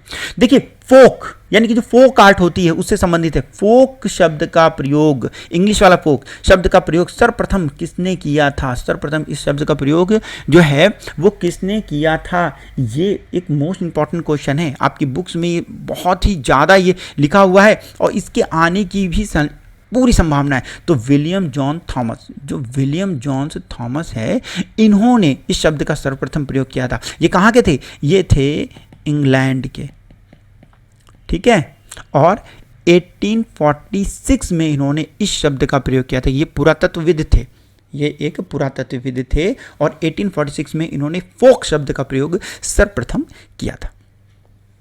नेक्स्ट क्वेश्चन देखते हैं, किस मुगल शासक ने न्याय की श्रृंखला यानी कि समझते हो एक चैन लटकाई थी? किस मुगल शासक ने? कभी कभी बहुत मज़ेदार चीज़ें पढ़ने को मिल जाती हैं। मुझे भी जब मैंने इस क्वेश्चन को पढ़ा तो मुझे बड़ा मजा आया कि न्याय की श्रृंखला जो थी इनमें से किसने टांगी थी? ठीक है, तो उसका आंसर है जहांगीर ने टांगी थी। पता है जहांगीर का अर्थ क्या होता है? दुनिया का विजेता। और इसने जो है ना 22 वर्षों तक भारत पे राज किया था। ठीक है, इसने जो ये न्याय की जंजीर जो इसने मतलब लगाई थी, ये कहा जाता है कि 120 किलो शुद्ध सोने से बना की तैयार हुई थी और इसके ऊपर 60 घंटियां लगी थी, वो भी सोने की थी। क्या? 7 घंटियां, सोने की 60 घंटियों को इसने गुथ दिया था, उसी में लगा दिया था। और आगरे की किला जो है ना, आगरे के किले के ऊपर एक 25 मीटर की मीनार थी, उसके ऊपर लगा दिया। यमुना नदी के किनारे जो है ना, उस तरफ जो नदी है जिस तरफ, उधर लगा दिया कि आओ बेटा, जिसको भी न्याय ना मिले आओ, 24 घंटे में कभी भी आओ, जंजीर हिलाओ और आपको न्याय मिलेगा। बताओ ऐसा कहीं संभव है? ऐसे संभव है? लेकिन उसने किया था कि न्याय चाहिए तो भैया टंगे है, घंटे बजा दो और न्याय पाओ। बहुत बढ़िया यार, ऐसे मज़ेदार लोग भी थे। नेक्स्ट देख लीजिए, endless and antiquities of Rajasthan. इस पुस्तक का नाम बताओ। भैया मोस्ट इंपॉर्टेंट बुक है, क्यों? क्योंकि इसमें सर्वप्रथम राजस्थान शब्द का प्रयोग हुआ है, इसलिए ये पुस्तक बहुत ज़्यादा इंपॉर्टेंट है। लिखित रूप से यानी पुस्तक के रूप में सर्वप्रथम endless and antiquities of Rajasthan में कर्नल टाड ने इस शब्द का प्रयोग किया था। किसका? राजस्थानी शब्द का। ठीक है, और ये बुक कब लिखी गई थी? 1829 में ये बुक लिखी गई थी। और बाद में कहा जाता है कि भारत सरकार ने राजस्थान शब्द को कब अपनाया? भारत सरकार ने 1956 में इस शब्द को यानी कि राजस्थान शब्द को अपनाया था कि हाँ ठीक है भैया ये राजस्थान है। ठीक है, वरना अंग्रेज जो थे वो क्या कहते थे? राजपूताना कहते राजपूताना। ठीक है, और अलग अलग लोगों ने अलग अलग कहा ही है। ठीक, उसका डिटेल आपको राजस्थान के प्रथम पेज में, आप जब राजस्थान की शैली पढ़ोगे तो मिल जाएगा। नेक्स्ट क्वेश्चन देखते हैं, निम्नलिखित में से किसे आधुनिक भारत का पॉप कलाकार भी कहा जाता है? पॉप कलाकार। ठीक है, भूपेन खक्कर को पॉप कलाकार कहा जाता है। अभी इनकी पेंटिंग भी की 6 करोड़ की थोड़े दिन पहले। समलैंगिक कलाकार है, एक बार इंटरनेट में सर्च कर लेना इनको। ठीक है, मोस्ट इंपॉर्टेंट कलाकार है फिलहाल अभी, इसलिए इसको अच्छी तरीके से देख लेना। जे आर्ट्स कॉलेज से इन्होंने पढ़ाई की थी और कब? शाम की कक्षाओं में ग्राफिक आर्ट इन्होंने सीखी थी। जो जे आर्ट्स कॉलेज में जो संध्याकालीन जो पढ़ाई होती थी वहाँ पर इन्होंने पढ़ाई की थी। J arts college Mumbai. Next question देखते हैं। 103 नंबर है। तमाशा, तमाशा जो है वो नाट्य शैली है, एक नाट्य शैली है, कहाँ की प्रचलित है? भैया महाराष्ट्र की है। लेकिन आपको पता है उत्तर प्रदेश में भी इस शब्द का प्रचलन है कि तमाशा कहाँ गए थे भैया? तमाशा देखने गए थे। ठीक है, तो आप समझ लीजिएगा कि लेकिन मुख्य रूप से सर्वप्रथम जो है ना वो महाराष्ट्र माना जाएगा। ठीक, महाराष्ट्र। तो अब ध्यान रखिए कि इस चीज़ को कि आपको ये कौन सी शैली कहाँ की है, कहाँ के लोक नृत्य फेमस हैं, कहाँ की नौटंकी है, ये मतलब ये मैक्सिमम चीज़ें आपको याद करनी है। नेक्स्ट देखते हैं, क्वेश्चन है after the cyclone, after the cyclone नामक जो चित्र श्रृंखला है, चित्र श्रृंखला ये किसने बनाई है? किस चित्रकार ने बनाई है? ऑफकोर्स आप देखते ही पहचान गए होंगे कि इसको बनाने वाले हैं पारितोष सेन। पारितोष सेन ने बनाई थी after the cyclone.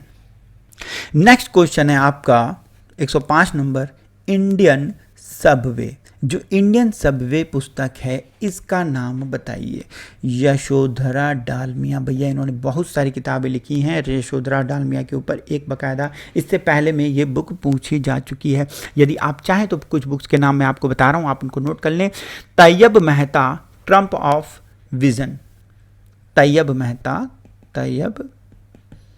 Mehta trump of vision, ये एक बुक का नाम है। दूसरा लिखिएगा M.F. Husain a tribute, M.F. Husain a tribute. ये बहुत सारी बुक्स हैं और बाकी आप इंटरनेट पे सर्च करके इसको लिख सकते हैं।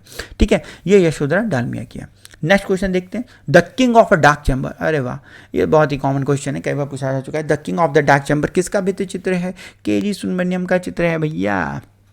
ठीक है, इसकी लंबाई चौड़ाई क्या है? 81 × 5 फुट। ठीक है, 81 × 5 फुट, इतना बड़ा है ये, और 13,000 टाइल्स का इसमें प्रयोग हुआ है। ठीक है, टेराकोटा माध्यम से बना हुआ है। यदि आप जाएंगे कभी चारबाग तो चारबाग स्टेशन पर उतरिएगा, ठीक सामने एक रविंद्र भवन बना हुआ है, उसकी वॉल के ऊपर ये चित्र बना हुआ है, म्यूरल बना हुआ है, दूर से आपको दिखाई दे जाएगा। ठीक है, एक राजस्थान के ग्यासी लाल थे, उनकी सहायता से इसको बनाया गया था, टाइल्स वगैरह तैयार करने में उनकी मदद ली गई थी। ठीक है, पिकासो का प्रसिद्ध पेंटिंग जो है गुर्निका। देखिए अब कई सारे लोग सोचेंगे सर पेंटिंग का मेकिंग ईयर भी पूछेंगे तब तो हो चुका। हाँ पूछेंगे, क्यों? क्योंकि द ग्रेट आर्टिस्ट है पिकासो और उसकी द ग्रेट पेंटिंग है गुर्निका, इसलिए पूछा जाएगा। आपने देखा पूछा गया है कि उसकी लंबाई चौड़ाई क्या है, यहां तक पूछा गया है। ठीक है, कब बनी, किसने बनाई, कहाँ संग्रहित है, तो भैया उस पेंटिंग की विशेषता है इसलिए उसको पूछा गया है। ये नहीं कि इन्होंने पिकासो ने बनाई इसलिए, नहीं, वह पेंटिंग अपनी स्वतंत्र विशेषता रखती है, इस वजह से पूछी गई। तो इस तरीके की जो भी पेंटिंग है, हर एक कलाकार की 1 या 2 पेंटिंग इस श्रेणी में आती है, तो उनको आपको अच्छी तरीके से देखना है। ठीक है, तो गुर्निका जो पेंटिंग है ये कब बनी थी? 1907 में। आपको पता है कि जर्मन तानाशाह का जो स्पेन का एक गांव था, उसके ऊपर जो आक्रमण उसने किया था, जो एक युद्ध की विभीषिका उसमें दिखाई गई है, उसको पिकासो ने उसमें चित्रित किया गया है। और कैसा चित्र है? प्रतीकात्मक चित्र का, उसमें प्रतीकात्मक हो गया, घनवादी भी हो गया, मतलब कई सारी उसमें विशेषताएं हैं। ठीक, जैसे देखेंगे आपको कि किस तरीके से उसमें जो एलिमेंट्स, तत्वों का जो प्रयोग किया गया वो प्रतीक के रूप में गया है। जैसे कि उसमें एक जर्मन तानाशाह को दिखाया गया है, ठीक है, जनता को दिखाया गया है, तो उन सब को दिखाने के लिए उसने प्रतीक का प्रयोग किया। आप देखोगे तो क्या उसमें एक बैल बना हुआ है, कुछ आदमी से दिखाई देंगे, सांड दिखाई देगा, लेकिन वो जो दिखाई देगा ना वो प्रतीक के रूप में दिखाया गया है। वहाँ पे सब उसका अपना एक अलग ही नज़रिया है उस चित्र को देखने का। नेक्स्ट देखिए चित्र, नूर जहाँ के व्यक्ति चित्र को इस नाम से भी जाना जाता है। भैया आपको मालूम है, आप मुगल सुंदरी पट्ट से निशाना लगा दोगे, कहोगे भैया मुगल कालीन है इसलिए मुगल सुंदरी हो गया। हाँ है, ठीक है, ये भी आंसर सही है। और उसका भारत सुंदरी भी नाम सही है। भारत सुंदरी नाम क्यों है? क्योंकि भारत कला भवन, ठीक है, भारत कला भवन बनारस वाला, वाराणसी वाला, ठीक है, भारत कला भवन, तो भारत कला भवन में होने के कारण इसको भारत सुंदरी कहा गया है। ठीक है, किसने बनाया था? बिशन दास जी के द्वारा ये बनाया गया था। नेक्स्ट क्वेश्चन देखते हैं, लिंगराज मंदिर कहाँ स्थित? भैया देखिए भुवनेश्वर, पुरी, कोणार्क, यहाँ के जितने भी मंदिर हैं ना उन सब को याद कर लीजिएगा। ठीक है, लिंगराज मंदिर कहाँ है आपका? भुवनेश्वर कहाँ है आपका? उड़ीसा। तो उड़ीसा के जितने भी मंदिर हैं उन सबको याद कर लीजिएगा, प्रमुख मंदिर है ना इसलिए कह रहा हूँ। ठीक है, तो ये जो लिंगराज मंदिर है आप समझ गए होंगे, लिंगराज मंदिर किसको? भगवान शिव को समर्पित है। ठीक है, भगवान शिव को। राजा केसरी, जो केसरी राजवंश था, उन्होंने इसको बनवाया था। नेक्स्ट क्वेश्चन देखते हैं, 110 नंबर है। मेडोरा का सूर्य मंदिर कहाँ स्थित है? मेडोरा का सूर्य, कई बार पूछा जा चुका, देखिए सूर्य मंदिर फिर आ गया, बहुत कम सूर्य मंदिर है इसलिए सारे सूर्य मंदिर को याद कर लीजिए। मेडोरा का जो सूर्य मंदिर है ये आपका है गुजरात में, गुजरात में बांसवाड़ा एक जगह पड़ती है, वहाँ पे है ये। नेक्स्ट क्वेश्चन देखते हैं, हिम्मत शाह किस समूह के संस्थापक सदस्य थे? देखिए भैया सारे ग्रुप याद कर लो, सारे ग्रुप के जितने कलाकार हैं, किस ग्रुप में कौन कौन से कलाकार हैं उनको याद कर लो, उनकी प्रमुख पेंटिंग्स याद कर लो, कहाँ पे उन्होंने शिक्षा प्राप्त की, कहाँ पे शिक्षण कार्य किया, ये अच्छी तरीके से याद कर लीजिए। ग्रुप के ऊपर कम से कम 2 प्रश्न आप मान के चलिए 101% आएंगे। तो ग्रुप 1890 में आपके हिम्मत शाह जो थे वो आपके संस्थापक सदस्य थे, ठीक है। और संस्थापक कौन था? जगदीश स्वामीनाथन था, ठीक। नेक्स्ट देखते हैं, जोगीमार्ग गुफा की पहाड़ियां, जो गुफाएं हैं वो किस पहाड़ी पर हैं? ठीक है, रामगढ़ की पहाड़ियों पर हैं भैया। 300 ईसा पूर्व के चित्र प्राप्त होते हैं, पता है ना। जोगीमार्ग गुफा जो है यहाँ पे जो चित्र प्राप्त होते हैं, प्रथम उदाहरण भित्ति चित्रों का प्रथम उदाहरण कहाँ प्राप्त होता है? जोगीमार्ग गुफा में, इससे पहले कहीं नहीं। अजंता न लगा देना, अजंता 200 ईसा पूर्व है, जबकि आपकी जोगीमार्ग जो है वो कहाँ है? 300 ईसा पूर्व। तो प्रथम उदाहरण कहाँ के हो गए? जोगीमार्ग गुफा के हो गए।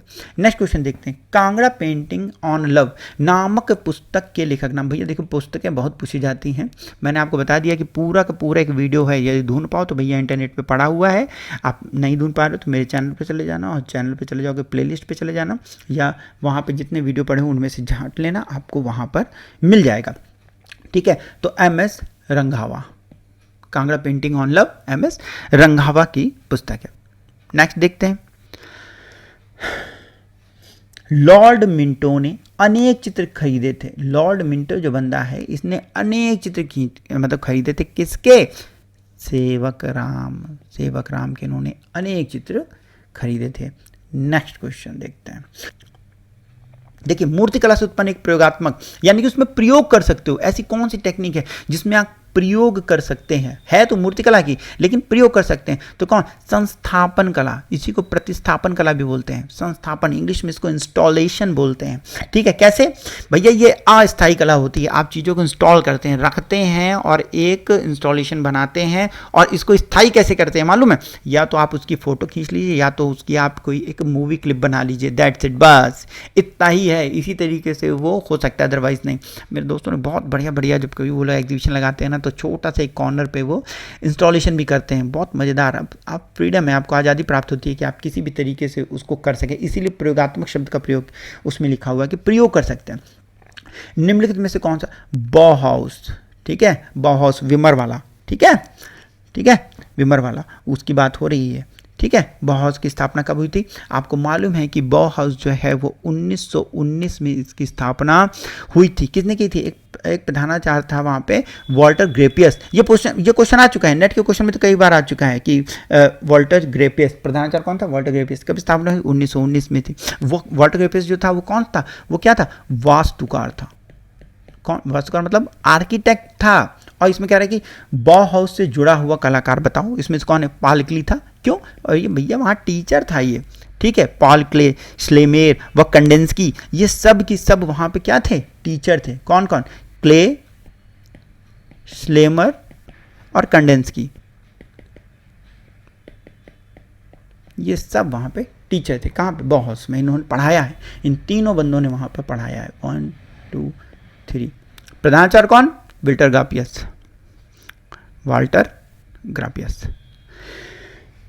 साइजिंग शब्द का प्रयोग किससे संबंधित है? ऑफ कोर्स चित्रकला से संबंधित है। क्यों संबंधित है? क्योंकि आपको एक कैनवस तैयार करना होता है। जब आप एक कैनवस को किसी फ्रेम के ऊपर चढ़ाते हैं, स्ट्रेच करते हैं, तो उसको बोलते हैं साइजिंग। और उसके बाद जब आप उनके छेदों को भरने के लिए, यानी कि कपड़े के छेद को भरने के लिए जब आप उसके ऊपर एक घोल लगा देते हैं, ठीक है, तो ये कहलाती है प्रक्रिया साइजिंग। समझ लीजिएगा कि ग्लेस लगाने की बात कर रहा हूँ, यानी कि फेविकॉल लगाने की बात कर रहा हूँ, प्राइमिंग की बात नहीं कर रहा हूँ। सुपर ये जो आपका जो होता है ना वाइट वाला, क्या बोल गए यार, भूल गए 2 मिनट में उसको, टेक्सचर वाइट लगाने की बात नहीं कर रहा हूँ, ठीक है। सिर्फ सरियस गोंद या फेविकॉल लगाने की बात कर रहा हूँ, ठीक, उसको बोलते हैं आपका साइजिंग। तो यहाँ पर तैल रंग आपका सही होगा। आपको पता है कि क्यों लगा रहे हैं ऐसे, ताकि वो ऑयल को एब्जॉर्ब ना कर सके, वो कपड़ा ऑयल को एब्जॉर्ब ना कर सके, इसलिए उसको बनाया जा रहा है। ठीक, नेक्स्ट क्वेश्चन देखते हैं। 118 क्वेश्चन है। 1623 में बनी रागमाला जो प्रारंभिक मेवाड़ी शैली की प्रथम उपलब्धि मानी जाती है, कहाँ संग्रहित है? ये क्वेश्चन है। अब इसमें कई सारे लोग परेशान हो जाएंगे कि यार इसका सही आंसर क्या है, लेकिन देखिएगा, कुंवर मान सिंह के संग्रहालय में। देखिए क्वेश्चन को अगर आप कंटिन्यू करेंगे ना तो इसका आंसर यही निकलेगा, यदि आपको कोई संग्रहालय नहीं भी याद है तब भी।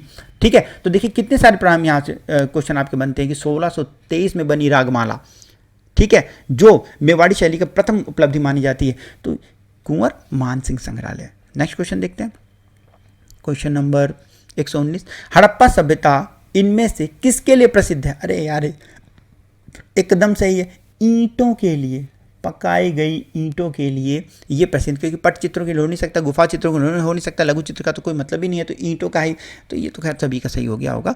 ईंटों के लिए प्रसिद्ध है, पकाई गई ईंटों की सभ्यता के नाम से भी जाना जाता है इस सभ्यता को। ठीक है, इंडिका पुस्तक लिखी गई किस समय लिखी गई है वो पूछा जा रहा है। ठीक है, कि इंडिका पुस्तक जो लिखी गई है वो लिखी गई है मौर्य काल में। कब लिखी गई? मौर्य काल में। आपको मालूम है ना, यूनानी राजदूत आया था मैगस्थनीज, किसके समय में आया था? चंद्रगुप्त मौर्य के समय में भारत आया था। ठीक है, किसके? चंद्रगुप्त मौर्य के समय में भारत आया था। कौन? मैगस्थनीज। और मैगस्थनीज ने ही पुस्तक ये लिखी थी इंडिका।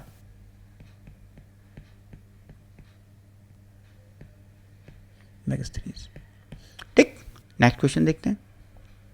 लखनऊ आर्ट्स कॉलेज की स्थापना, भैया 1911 हमारा कॉलेज है इसलिए हमें तो अच्छे तो पता ही होगा। 1911 लखनऊ आर्ट्स कॉलेज की स्थापना कब हुई थी? 1911 में हुई थी। दोस्तों सारे आर्ट्स कॉलेज पढ़ लो यार, एक एक प्रश्न को बनाने का मतलब सिर्फ इतना ही है कि बहुत ज़्यादा दिमाग मत लगाओ, सारे आर्ट्स कॉलेज को डिटेल से याद कर लो, उसकी स्थापना, कोई पहला प्रिंसिपल कौन हुआ, वहाँ के प्रमुख चित्रकार कौन कौन बाहर निकले, बस उनको याद कर लीजिए।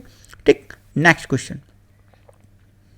निम्नलिखित में खनिज रंग नहीं है। देखिए इनको मैंने आपको पहले बोला है कि आप क्वेश्चन को पढ़ते हुए ध्यान रखिएगा, कहीं नहीं तो चुपचाप नहीं लगा हुआ है, पता चले कि एकदम नहीं लिखा हुआ और आप इसमें से खनिज रंग कौन सा है। और ऐसे में क्या होता है ना, जो आपको पहला ऑप्शन नजर आता है आप पट से जाके उसी को निशान कर देते हैं। तो देखिए खनिज रंग कौन कौन सा है? देखिए खनिज रंग है राम रंग, हिरोंजी, गेरू खनिज रंग है। लेकिन जब नहीं की बात आती है तो भैया हल्दी क्या है? जड़ है। ठीक है, इसलिए हल्दी खनिज रंग नहीं है।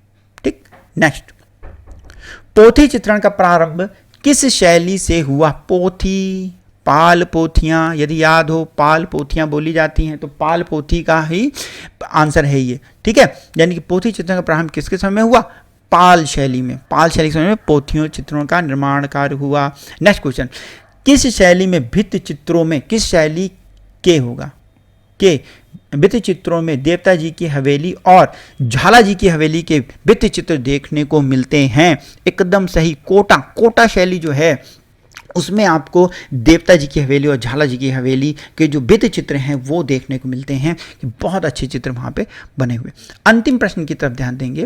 एतमदुद्दौला का मकबरा कहाँ स्थित है? एकदम सही, आगरे में स्थित है। ठीक है, जहांगीर की जो बेगम थी नूरजहां के पिताजी का मकबरा है। ठीक है, और एक बात समझ लीजिएगा, इसका निर्माण जो है ना जहांगीर के शासनकाल में हुआ था। ठीक है, और मकबरे में पहली बार सफ़ेद संगमरमर का प्रयोग हुआ था, इसलिए इंपॉर्टेंट है। क्या? सफ़ेद संगमरमर का प्रयोग हुआ था। ठीक है, एतमदुद्दौला का बनवाया किसने था? नूरजहां ने। जहां, लेकिन अगर आ गया कि किसके शासन काल में बना था तो जहांगीर के समय में बना था। तो उम्मीद है दोस्तों आज का वीडियो आप लोगों को बहुत अच्छा लगा होगा। देखिए कमेंट जरूर किया कीजिए, अगर अच्छा लगे तो लाइक भी कर दिया करो यार, हमें अच्छा लगता है कि हाँ हम कुछ मेहनत कर रहे हैं। ठीक है, तो इससे संबंधित कोई भी प्रॉब्लम यदि आपको आ रही हो तो आप नीचे कमेंट में ज़रूर लिखें। कहीं पे बोलने में कोई दिक्कत हो गई हो, लिखने में दिक्कत हो गई हो, या पढ़ने में कहीं कोई मिस्टेक हो गई हो, तो थोड़ा ध्यान रखिएगा कि जब मैं वीडियो बना रहा होता हूँ ना तो दिमाग एकदम कॉन्सेंट्रेट करना पड़ता है चीज़ों पे, और थोड़ा सा भी दिमाग इधर उधर जब हो जाता है ना तो गलती होना स्वाभाविक है। ठीक है, तो गलती होना स्वाभाविक है, तो आप अगर हो रही है कहीं तो लिख दीजिए, तो मैं इसको कमेंट में कर दूंगा, सही कर दूंगा। ठीक है, कहीं कहीं पे भी कैसी भी गलती हो रही हो तो उसको मैं सुधार करने की अपनी तरफ से पूरी कोशिश करूँगा। यदि अच्छा लगे तो इस वीडियो को शेयर कीजिए, लाइक कीजिए और चलिए मिलते हैं अपने दूसरे वीडियो में।